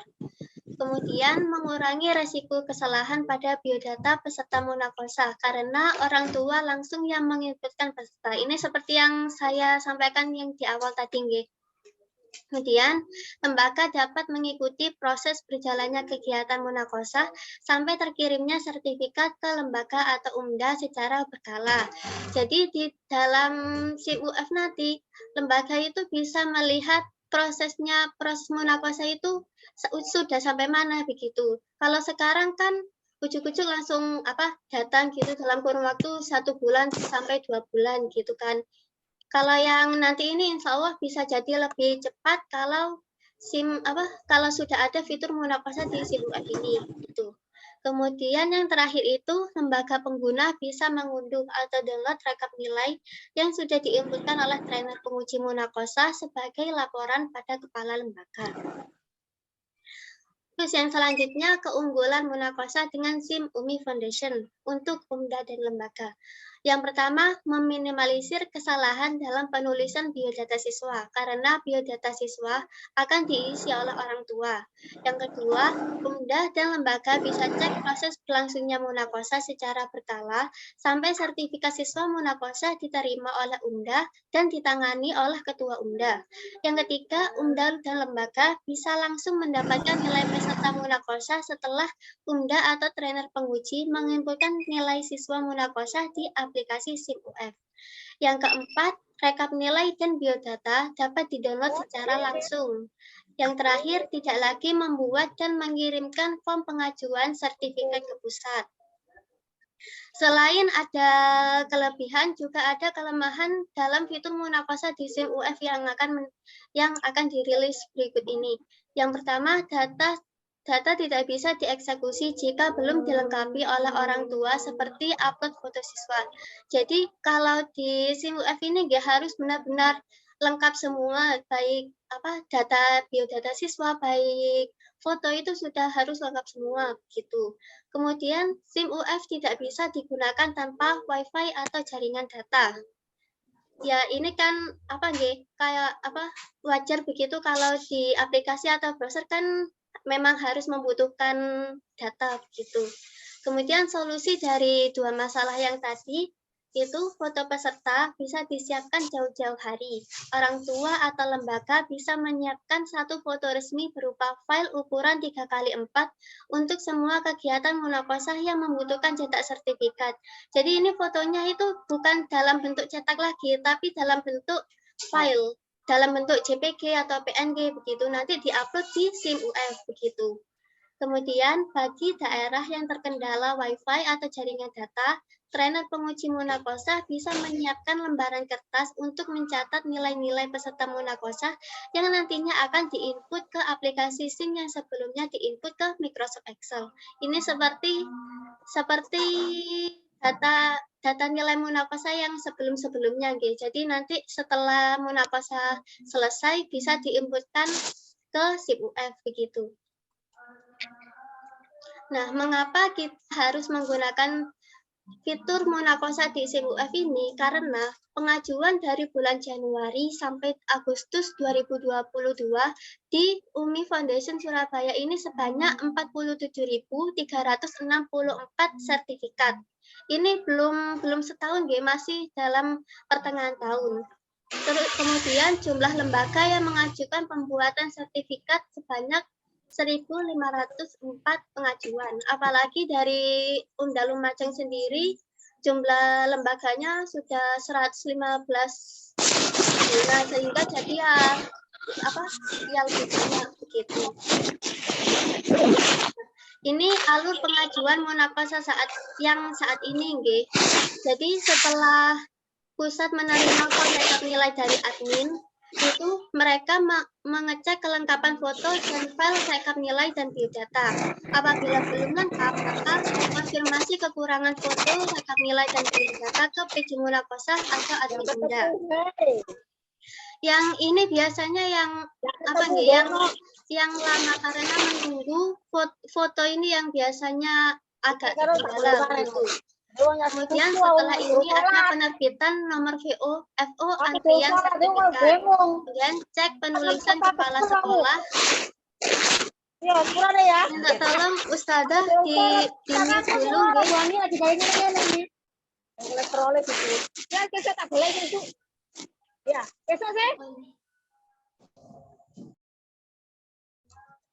Kemudian cek penulisan kepala sekolah, biodata, dan edit sesuai dengan format cetak sertifikat. Kemudian penerbitan nomor sertifikat, cetak sertifikat, TTT direktur, manajer QA, tempel foto, stempel, kemudian kirim sertifikat ke UMDA. Jadi ini biasanya dalam kurun waktu 1 bulan nggih kalau kalau nggak rame di pusat. Kalau rame itu biasanya sampai 2 bulan itu pernah gitu. Nah, kalau dengan menggunakan SIM-UF nanti kita bisa memangkas beberapa prosesnya. Jadi ini menerima rekap ini nggak usah, cek kelengkapan foto ini nggak usah, penerbitan nggak usah, cek penulisan kepala nggak usah. Jadi langsung nanti pusat itu langsung bisa melihat semua biodata, semua foto dan nilai itu langsung menerbitkan nomor sertifikat. Kemudian langsung bisa mencetak sertifikatnya, minta TTD direktur dan manajer QA. Nggak perlu tempel foto, langsung stempel karena foto ini nanti langsung di print berbarengan dengan sertifikat tersebut gitu. Kemudian stempel, langsung kirim sertifikat. Jadi nanti bisa lebih cepat dalam kurun waktu kurang lebih 1 bulan begitu. Nah, ini alur besar pelaksanaan munakosah melalui SIM UMI Foundation. Yang pertama, step pertama yaitu lembaga. Lembaga atau koordinator lembaga mengajukan tanggal munakosah ke UMDA atau Porda. Kemudian yang kedua, ketua atau admin atau koordinator munakosah menerima pengajuan kegiatan munakosah untuk di ACC dan dipilihkan trainer yang dibutuhkan di lembaga tersebut. Kemudian yang ketiga, lembaga. Pengajuan munakosah yang sudah disetujui oleh UMDA, selanjutnya lembaga sudah bisa mulai input data siswa dengan bantuan orang tua peserta minimal H-14. Ini untuk meminimalisir terkendalanya foto dan biodata niku nggih. Jadi biar waktu hari H itu sudah siap semua begitu. Kemudian yang step keempat yaitu trainer. Hari pelaksanaan munakosah dan penilaian dilakukan oleh trainer menggunakan akun trainer di SIM UMI Foundation. Yang terakhir dari admin UMI Foundation menerbitkan nomor sertifikat, cetak, dan pengiriman langsung oleh pusat secara otomatis tanpa pengajuan. Jadi nanti admin dari UMDA ini tidak perlu mengajukan foto dan surat pengajuan itu dan nilai. Jadi langsung dari pusat itu sudah tahu data-datanya itu sudah langsung bisa dilihat oleh pusat begitu. Nanti Ustadz-Ustadzah jika mengalami kendala ketika proses input peserta munakosah pada aplikasi SIM UMI Foundation, ini kalau sudah diresmikan, kalau untuk sekarang ini masih pengenalan, sehingga kalau Ustadz-Ustadzah memiliki bisa mencoba di umifoundation.com itu kalau menemukan kendala atau bug atau error atau apa itu bisa melaporkan ke saya biar saya yang bisa meneruskan ke admin UMI Foundation di pusat gitu. Nah, ini nomor saya nggih, pasti sudah punya semua. Kalau yang belum punya bisa men-screenshot dulu.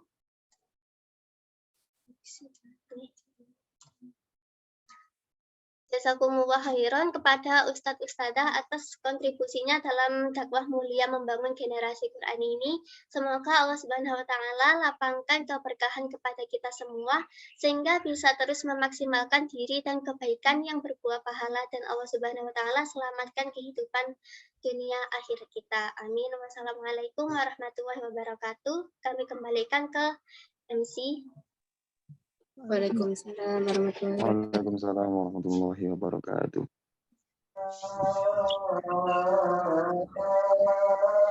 Terima kasih kami sampaikan kepada admin dengan penjelasannya yang panjang lebar tadi ya.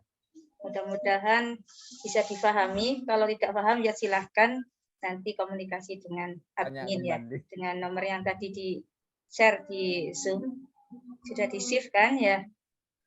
Karena ini masih masa percobaan ya, masa uji coba. Jadi pastinya nanti pasti mungkin ada kendala apa, bisa ditanyakan nanti kepada admin. Baik, kita sekarang sudah tiba pada penghujung acara ya, yaitu penutup. Atau mungkin apa ada yang mau bertanya tentang materi-materi yang tadi disampaikan? Yang bisa dijawab oleh trainer kita, tapi waktunya sedikit ya. Mungkin bisa 10 menit aja. Ustaz Aziz masih ada kan ya, Ustaz Aziz? Tidak hilang, tetap di tempat. Iya. Oke. Mungkin ada yang mau tanya, monggo. Kami persilakan. Ustadz Jumari, Ustazah. Ustadz Jumari ini yang belum ada. Nah, mungkin trainer yang lain bisa menjelaskan berkenaan dengan ini konversi nilai di gharib dan tajwid. Kalau dahulu itu kita menggunakan centang. Kalau centang itu berarti anaknya bisa melanjutkan ke bacaan berikutnya gitu nggak Ustazah? Materi berikutnya. Materi berikutnya. Kemudian titik berarti dia masih mengulang. Berarti di konversi yang terbaru bukan seperti itu, guys. Jadi saya hanya memperjelas, Ustazah. Seperti itu. Apakah seperti itu, nggak, Ustazah? Oke, itu konversi terbarunya memakai nilai AB seperti dijelaskan oleh Ustaz Jumari tadi. Bahwasanya kalau bacaannya sangat bagus, fasahannya bagus, kemudian tahqiq, nah itu bisa diberi nilai A dan bisa melanjutkan ke materi berikutnya. Kalau misalkan fasahannya biasa saja, kemudian kurang tahqiq, ya lancar, berarti nilainya B. Kalau belum lancar atau misalkan masih tersendat-sendat, komentarnya juga masih menjawabnya agak lama, berpikir, nah, itu berarti masih belum. Ya. Maka dikosongi saja. Masih belum. Berarti dikasih titik gitu nggih. Boleh titik. Karena tadi di contohnya Ustadz Jumari tadi ada A, B, terus kemudian ada titik. Gitu. Berarti dia sudah setor, tetapi belum lulus gitu ya, belum bagus, bacaannya masih harus mengulang, berarti kasih tanda titik. Nah, karena kadang kan ada anak yang tidak masuk kan ya, berarti untuk membedakan anak yang tidak masuk sama anak yang sudah setor gitu. Beri titik boleh ya. Gitu. Ini Ustaz Aziz sebenarnya yang berhak menjawab juga. Karena ini bagiannya Ustaz Aziz untuk gharib tajwid ini. Munakosah ya. Mungkin ditambahi Ustaz. Iya, tidak jauh dari itu. Betul yang disampaikan beliau Ustazah Ustazah Muslihah. Begini, tiap tahapan Ustazah. Contoh misalnya tahapannya di penanaman konsep, misalnya di gharib, komentar, itu namanya penanaman konsep. Ada pelajaran anak, semua tulisan anak nanya dibaca pendek. Jika terpaksa wakaf tetap dibaca banyak satu alif. Kata itu sudah terampil itu ya, itu sudah terampil ya.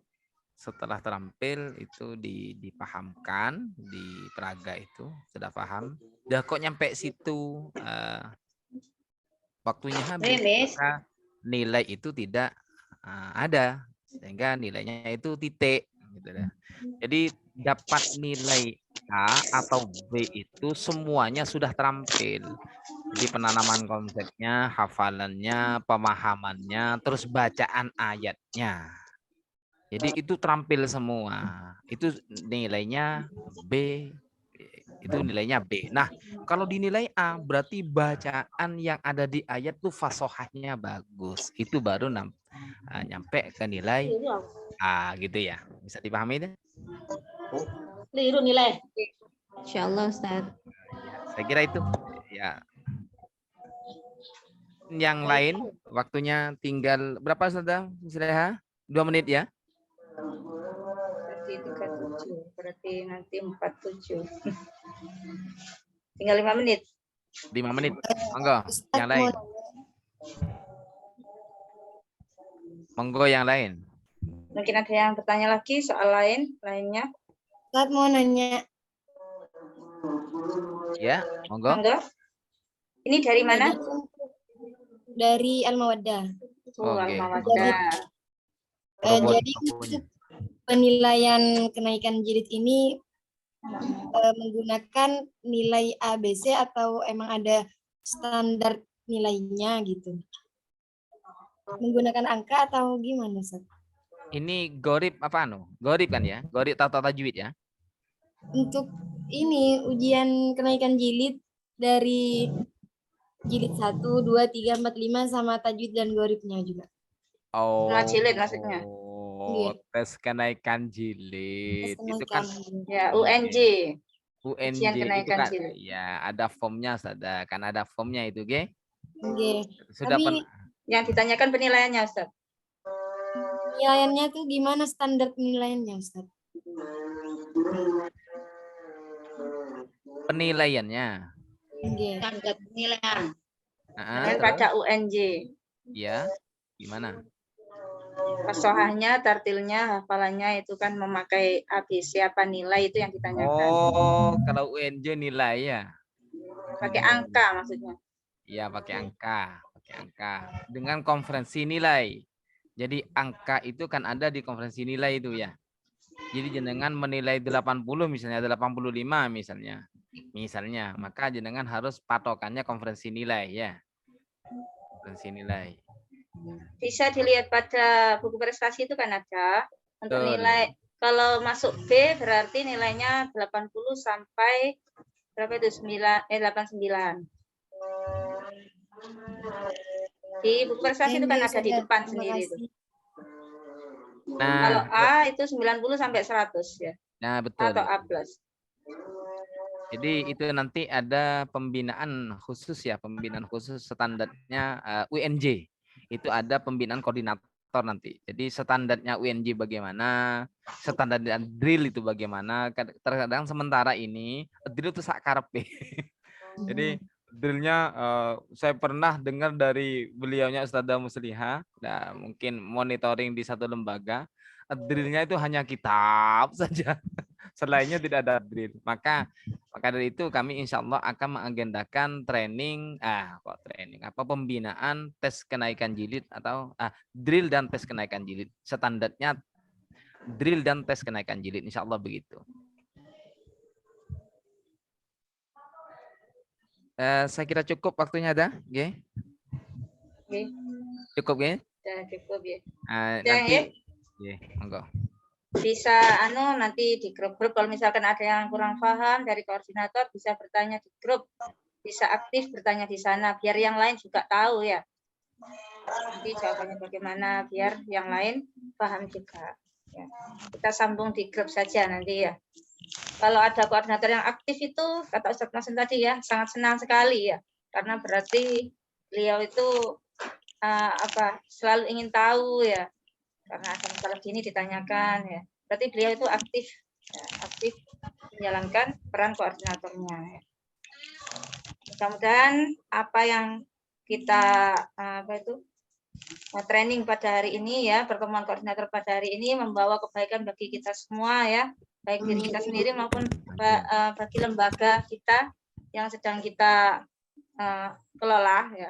Mudah-mudahan membawa perbaikan ya dan bisa diaplikasikan nanti pada lembaga masing-masing.